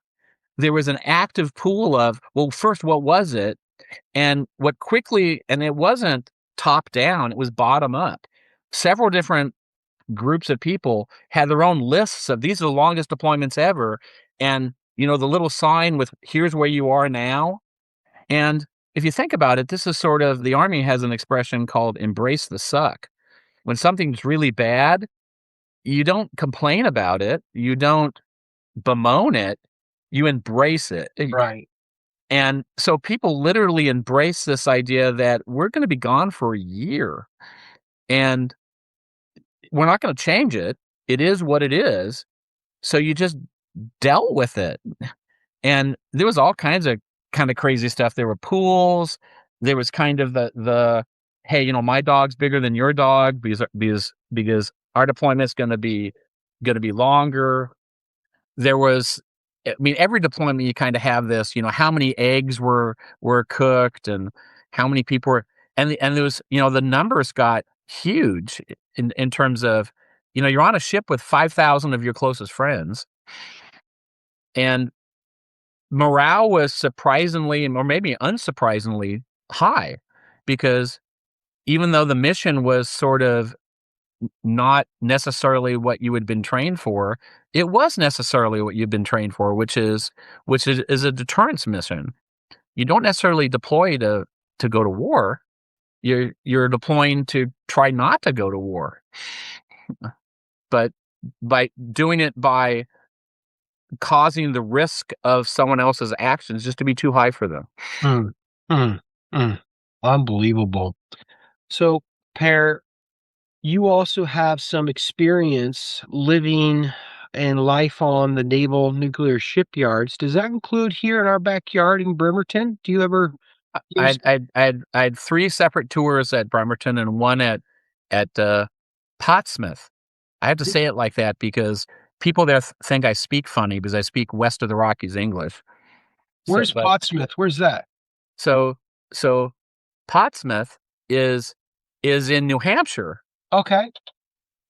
but Portsmouth Naval Shipyard it's on an island in the river in right opposite Kittery, Maine. In fact, you can't get there from New Hampshire. The 2 bridges extend into Maine, and because one state had a income tax and the other state didn't, Portsmouth Naval Shipyard is in New Hampshire, but it's legally it's this weird situation.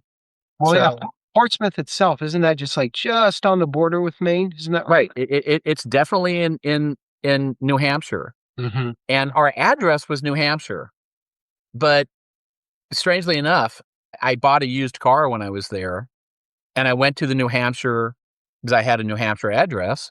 I went to New Hampshire to register it, and they said, "Can't register your car here because you're not technically in New Hampshire, but my address is, but you're not technically not in New Hampshire."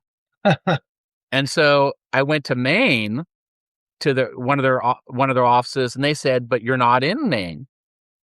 And I went, and they suggested go up to the main office up in the Capitol, and I went, and that's a couple hours away. And so I was just smart enough to go, somebody's done this before. So I talked to our command master chief, and literally the answer was, you go out to this little DMV that's out in up the road in Maine, and go to the front desk and ask for this lady, and No. she knows how to do it.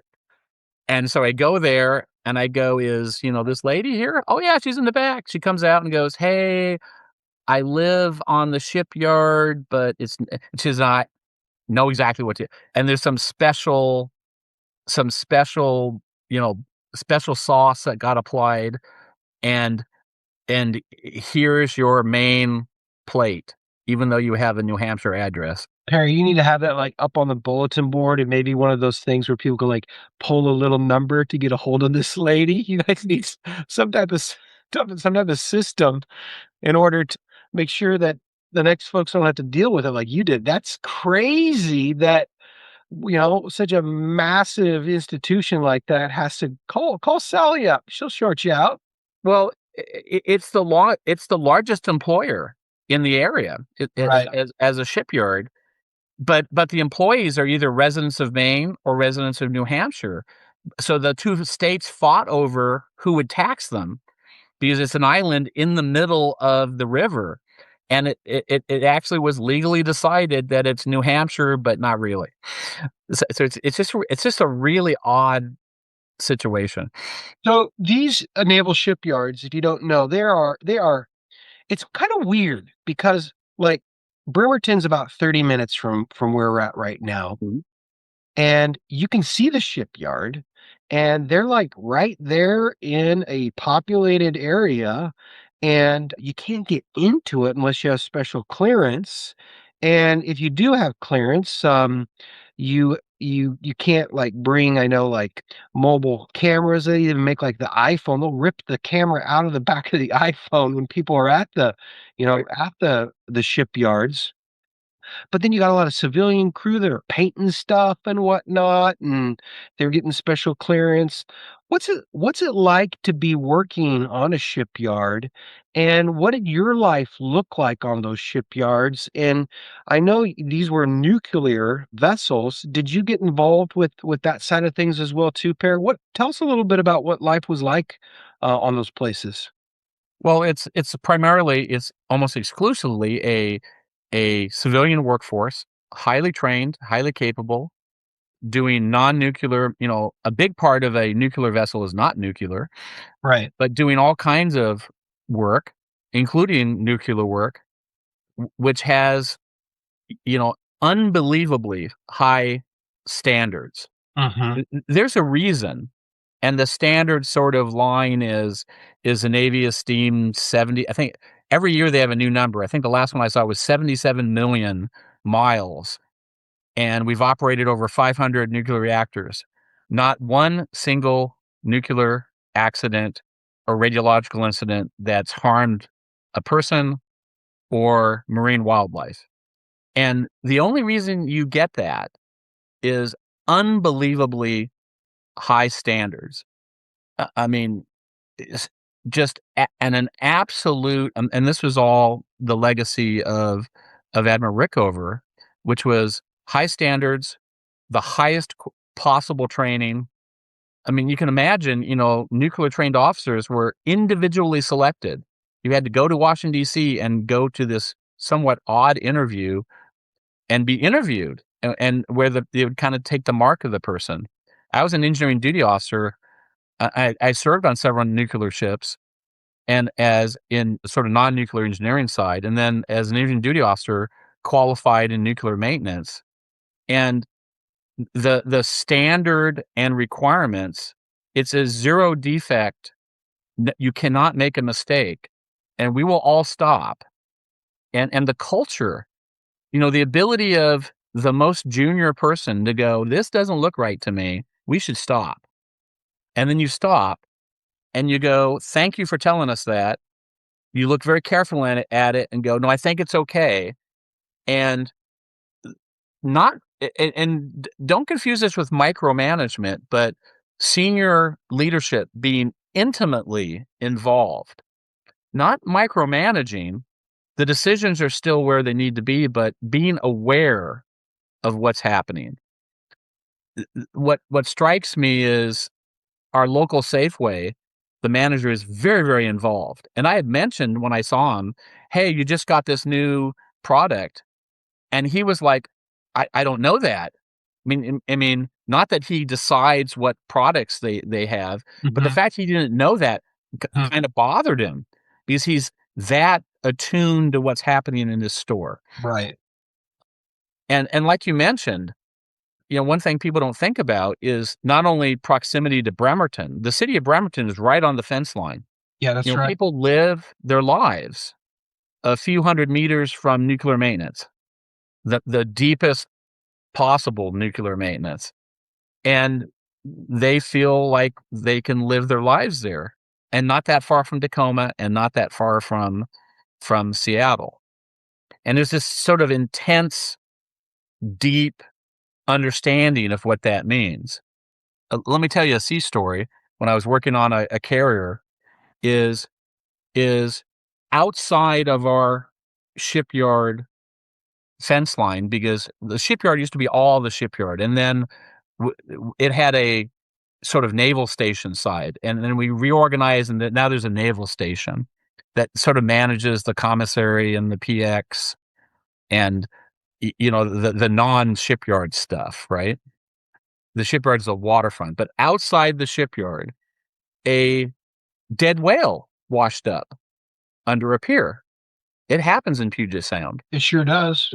They die from disease, or they're struck by ship, or something happens. And I'm the deputy superintendent on the large availability on John C. Stennis, and I get this news, and the naval station is sort of handling it, and I immediately rush in to see the captain of the John C. Stennis, because it's the next pier over. Mm. And I said, we need to escalate this and get the right people looking at this, because the automatic implication, dead whale at the shipyard, and there's nuclear maintenance happening right next to it. There's a public relations issue that's tremendous here. Now, we hadn't done anything, but that sensitivity is there, and so the captain of the ship calls up the naval station, and I'm at the same time calling the shipyard commander, saying, "Hey, this just happened," and the naval station is kind of getting its press release ready, and they're like not tied into this, and I, I don't want to get into the details, but I was party to a very one-way conversation where the naval station somebody did not understand, and it was like this, and that eventually led to the shipyard commander calling the local admiral saying, "Hey, we've got to carefully manage this." And and notice I didn't use a word like cover up or something. No, there's a dead whale there, and Yeah, that's news. that's But right. but the context matters. It's going to have a autopsy. The Coast Guard's going to manage it, and we're going to find out what happened. Yeah. Was this related to the nuclear maintenance? We don't know. We don't assess it is. No. We're not sure how that would be, but we're going to assess it. It's got our attention. Yeah, that's right. I mean, this is not a minor thing. So, Per, I don't know if you can even talk about this, but I think for folks that aren't from the Puget Sound, like Bremerton and that whole area, it's a little sleepy. Meaning, like, it's not the center of the action. Like, the center of the action for the city, of course, is right in Seattle and probably the east side in the Redmond, Bellevue area. That's where, like, a lot of the action's happening. Per and I are in Tacoma. It's the third largest city in the state, and there's a lot of action here. It's more blue collar, but a lot of stuff going on, a lot of manufacturing. Big port, massive port. But Bremerton, that whole area is a little quieter.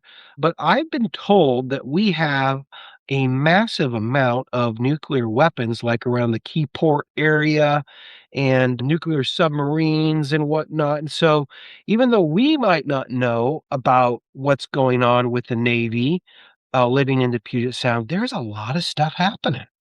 Well, the geography is a little unusual because traditionally the Navy was in the center of your port, Boston, New York, the shipyards in England. In this case, it was the wild West Coast Yeah. where Mare Island was established as the first shipyard because it was literally an island of horses. It was empty. Mm. And Puget Sound Naval Shipyard was established. Well, at the time, Seattle and Tacoma were and Olympia were the major ports. But this was wooden ships and iron men, and the force had already been cut down mostly in Seattle. So, and the land was expensive. So they picked Bremerton because it was well forested. It had a pretty protected harbor, and it was, like you said, sort of a small area. And then they had to recruit and establish a workforce there. But yes, you have this the largest technical facility in the Navy, 11,000. It's multinational. Puget Sound Naval Shipyard has detachments all over the place: San Diego, Japan, Guam, Everett, up at Bangor. But the knowledge base of it in Seattle and Tacoma is pretty small because Yeah. it's sort of out of sight, out of mind. Yeah, that's right. It sure is.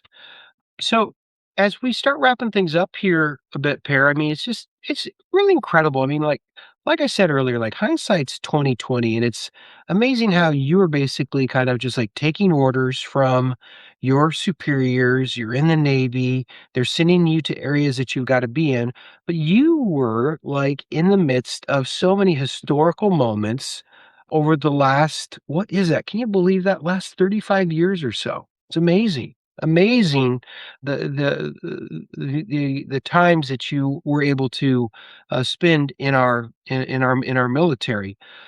What would you say if you could just say maybe even just one example of a moment that changed the way you think about being a person of service or being a person of sacrifice? How did that shift from you? Because, we're as Americans, we're very independent. We're very we can be very self-focused, but our military can be really a place of service and service over self. Tell us a little bit about that. Yeah, I thought about this when we talked earlier about the question. And what kind of came to mind was kind of a little sea story. When I was in the command ship, I've got sort of a positive story and a not positive story.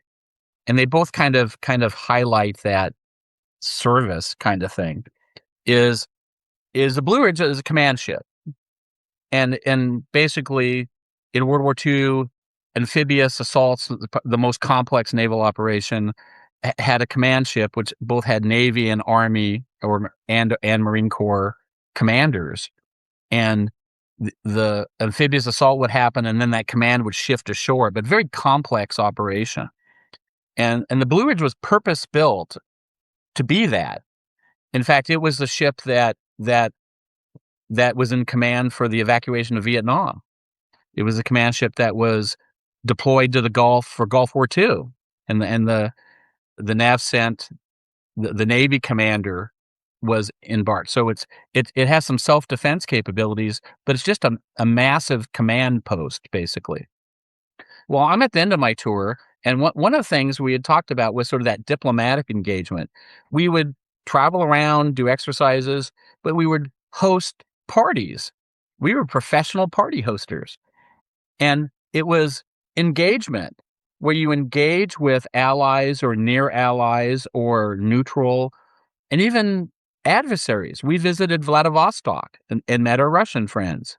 We visited China, Qingdao, and met our Chinese friends.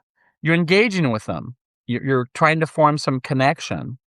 And quick little funny story about it is my office was on the main deck. I was the electronics officer, and the main deck passageway, which leads from the flight deck where visitors would arrive down into the ship, was something I was responsible for. And we fancied it up. Why?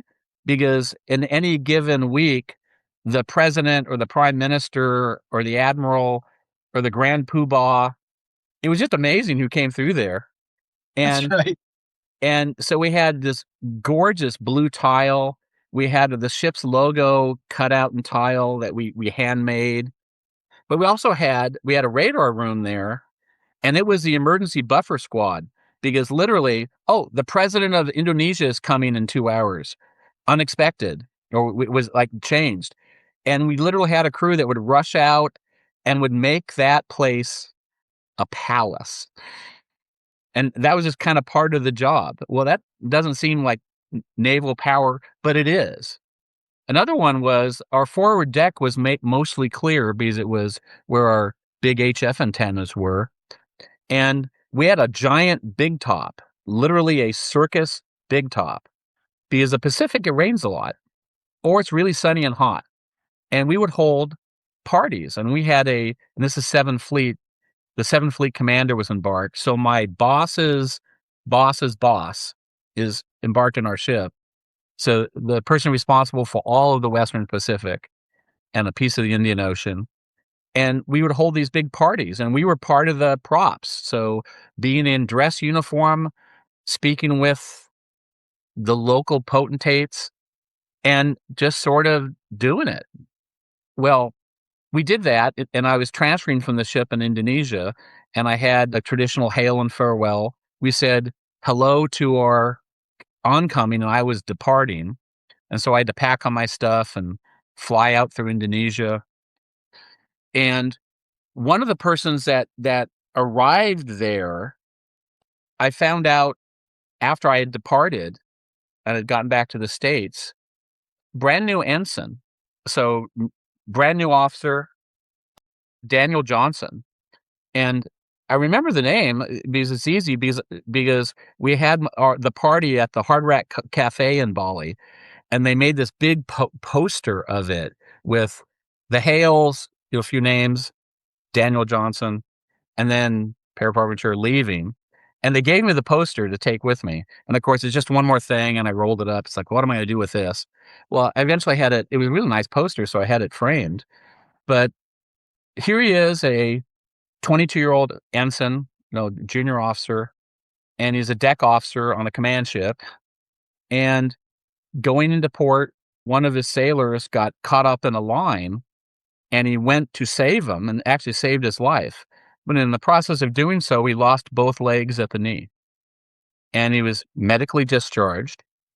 And he went to law school, kind of ran a speaking circuit for a while, and then got into local government. He was just appointed, and I wrote it down because I just noticed. I just noticed he was just appointed the head of the North Carolina Department of Transportation. He actually ran for Congress too, and positive, upbeat.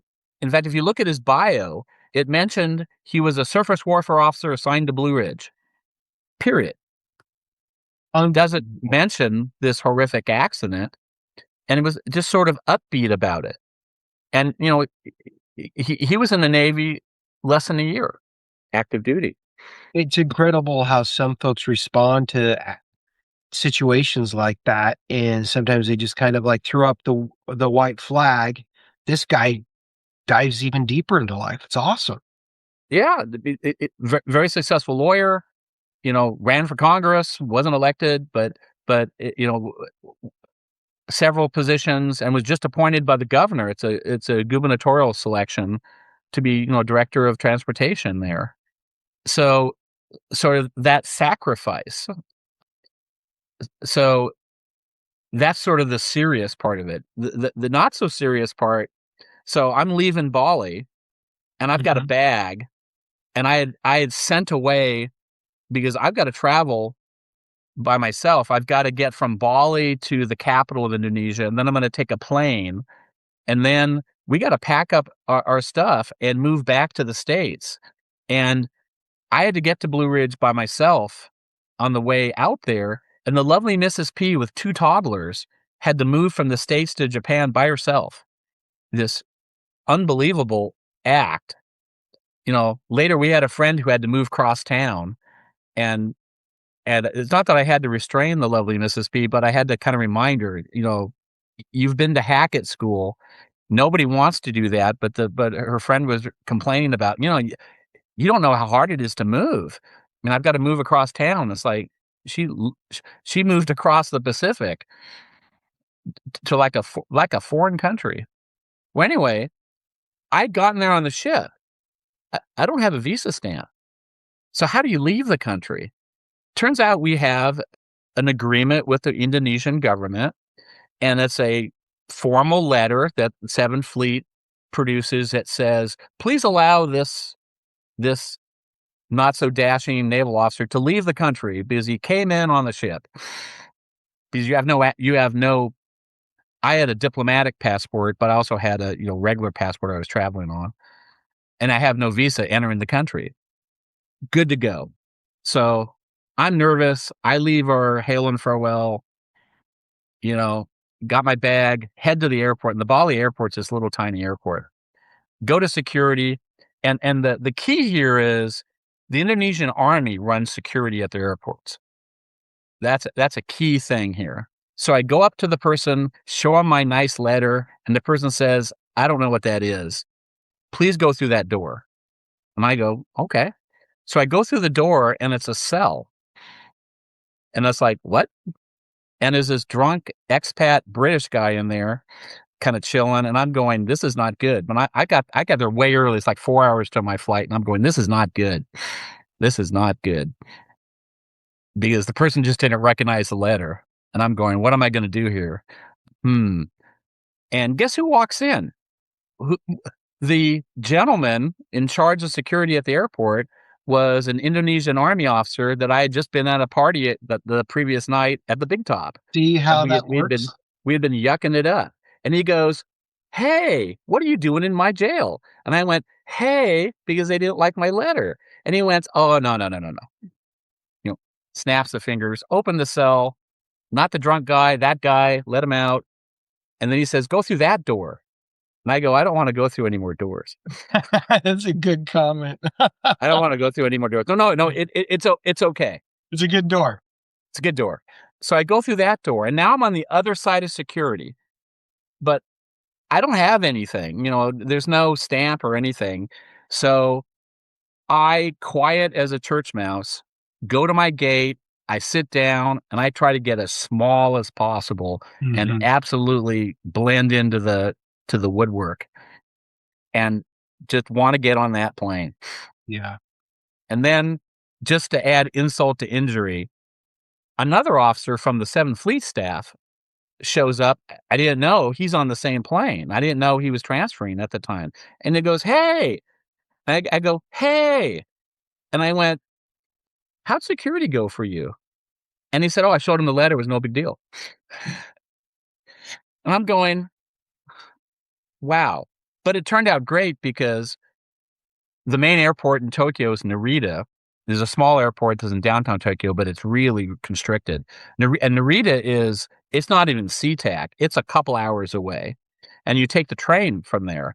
So I'm anticipating having my bag, catching a train down to Yokosuka, then transferring to a subway, then taking the subway, and then walking up to where we lived in Ikego.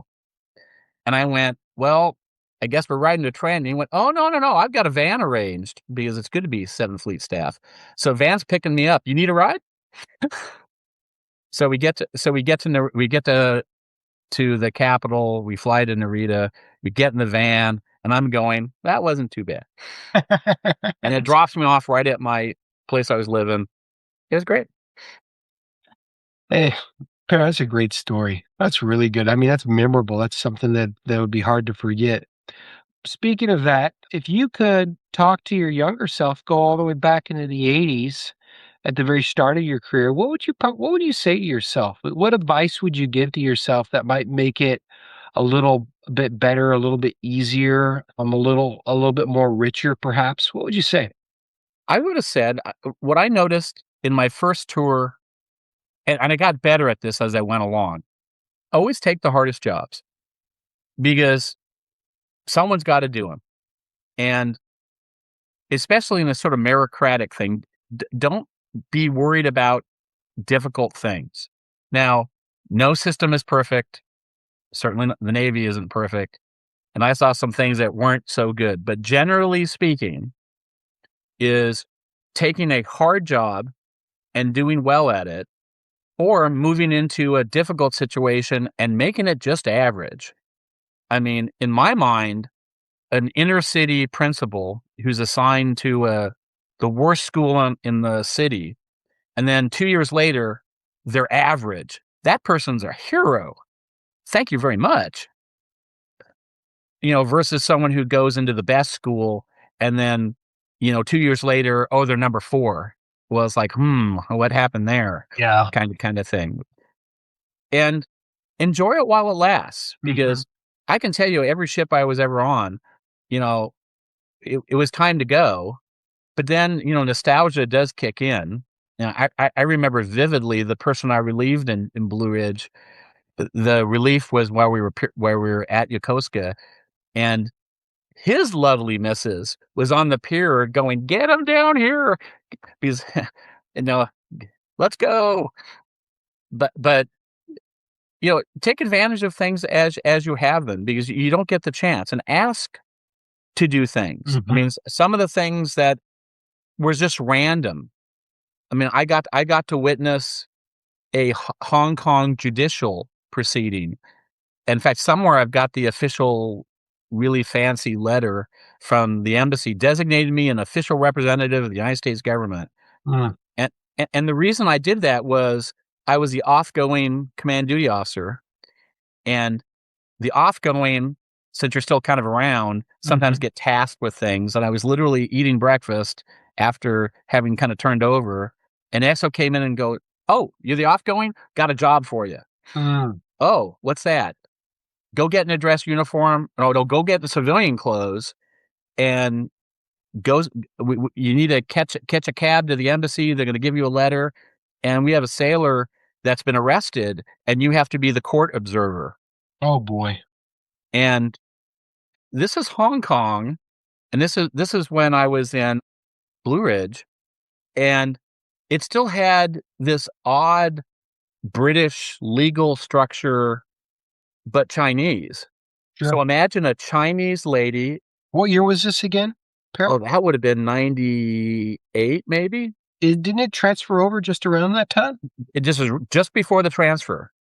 So they had British barristers mostly, but it was a Chinese judge in a robe and a wig, and they had the cage where the accused was. It literally was a cage.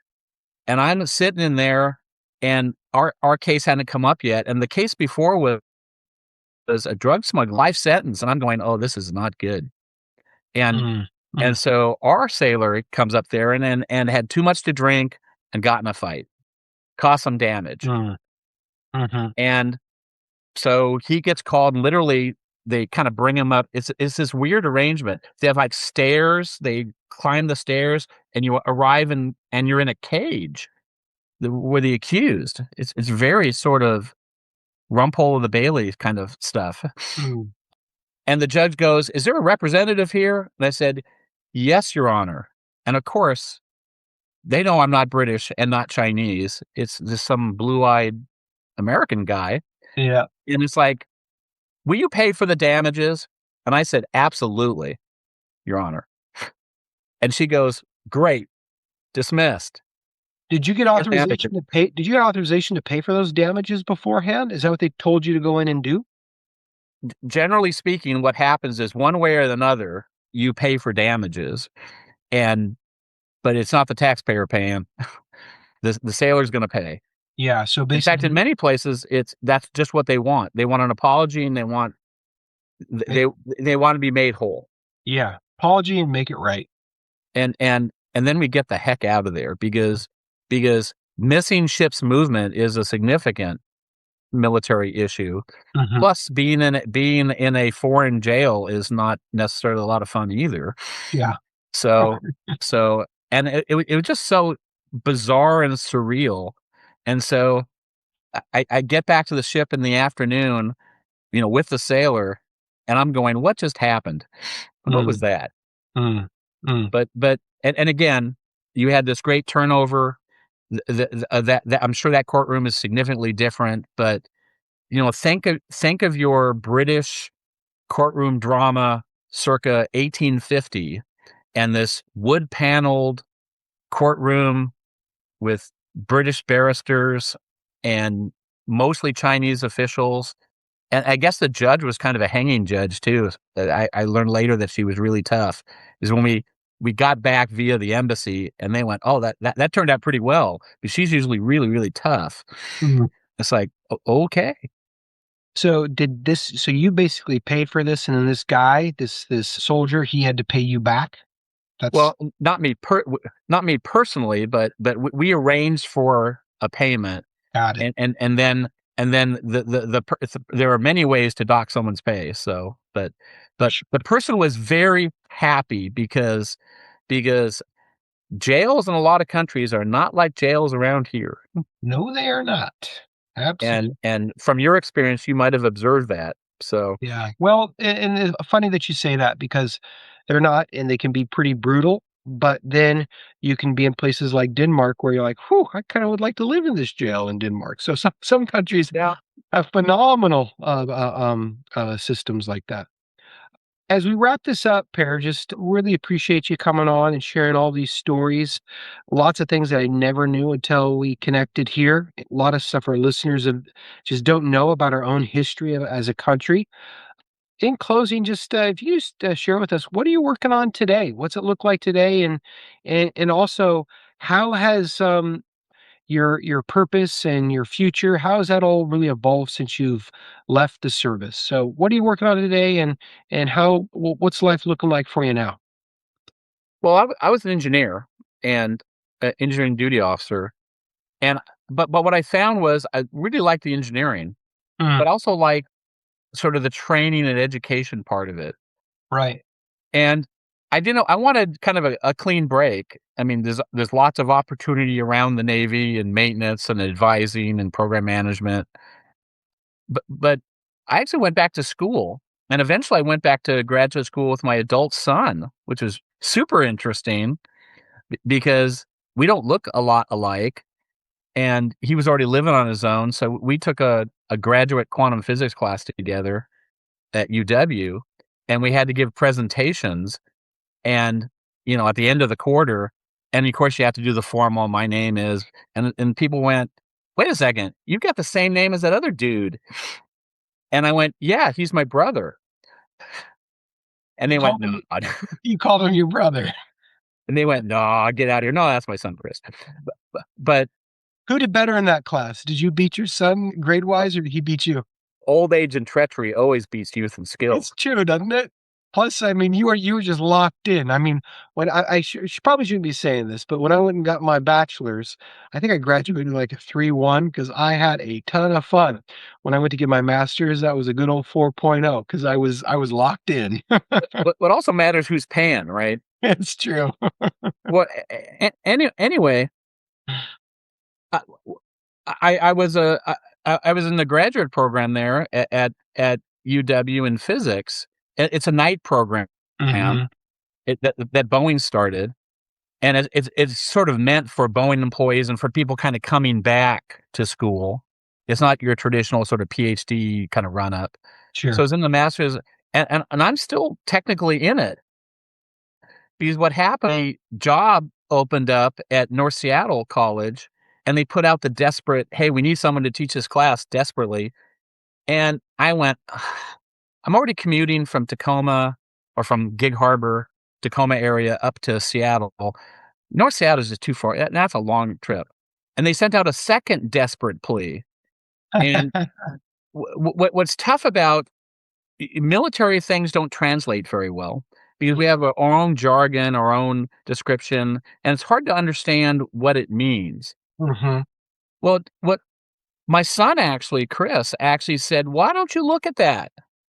Because once you're in, you're in. Because one of the key things to teach as a professor is, have you been a instructor of record, a professor of record? Now, I had taught the labs at UW as a TA. I was alone in the class, but another professor was officially the professor. Was never there, but didn't have to be. But so I go in and interview that job, and they're so desperate. It's like, okay, the person doesn't have a third eyeball in the middle of their forehead. You're in. And only later did and it was like 2 weeks before the class was going to start. Only later did I find out when I kind of asked politely, "Hey," and I asked the person in charge, the admin assistant, "Hey, why was this sort of so desperate?" "Oh, the person who was teaching this class died." "Oh, okay." But that checked the box, and I was going to keep teaching there. I went on leave from the program because I was doing, like I said, what's always interested me is teaching. And then someone I worked at in the shipyard with, I knew his wife worked as a professor at Tacoma Community College, and I went and looked, and they have no jobs. And Tacoma Community College is 15 minutes, 20 minutes away from where I live. I mean, Easy if you're commute. if you're in if you're in Gig Harbor, there's even a chapter over there. Yeah, and there's even a local one here, but the main campus is in Tacoma. That's right. Yeah, there's a remote one just right up the road from me. Well, there's no jobs posted. But I do a little research, and I find that, one of the professors got his PhD in 1968. So I'm going, a little math from public. That dude's 80-something years old, unless he was like a savant or something. And so I call up, and it was Rebecca Sliger, who's this wonderful, wonderful person, and Mhm. said, "Hey, I worked with your husband at the shipyard. Uh, there's no jobs posted, but you looking for someone to teach like engineering or physics or something like that?" And she goes, "Oh yeah, desperately. We just haven't posted the job yet." So I went and interviewed, got the job. Oh, that's And awesome. I just about to leave there because it's time to retire again, but taught there almost 10 years. Mm, that's great. Per, it's been an absolute treat. Thank you so much for coming on The Wide Lens. Thank you for sharing all those stories. Thanks for sharing your perspective. Really enjoyed having you. Thank you so much for having it. It's a very interesting podcast. It literally is the wide lens. If you look at the span of who you're interviewing. Yeah, it's true. And also it's just fun to hear stories and perspectives that people never get to share. I mean, I know a guy who's a 3-star general, and for that reason, he will not be on the podcast. And now you know. That's The right. 4-legged mines are okay. Yeah, exactly. That's the goats, right? But look out for the 3-legged ones. Yeah. Thanks again, Per. Bye-bye. That's a wrap on the Wide Lens podcast. If today's episode broadened your view of history, please follow, rate, and review us. It makes a real difference. A heartfelt thanks to our guests for their story and to Sergei Shadrin for providing the music. Know someone who's witnessed a pivotal moment? Drop us a line at ideas@widelenspodcast.com. Their story could be next. Until next time, keep looking at history through the wide lens.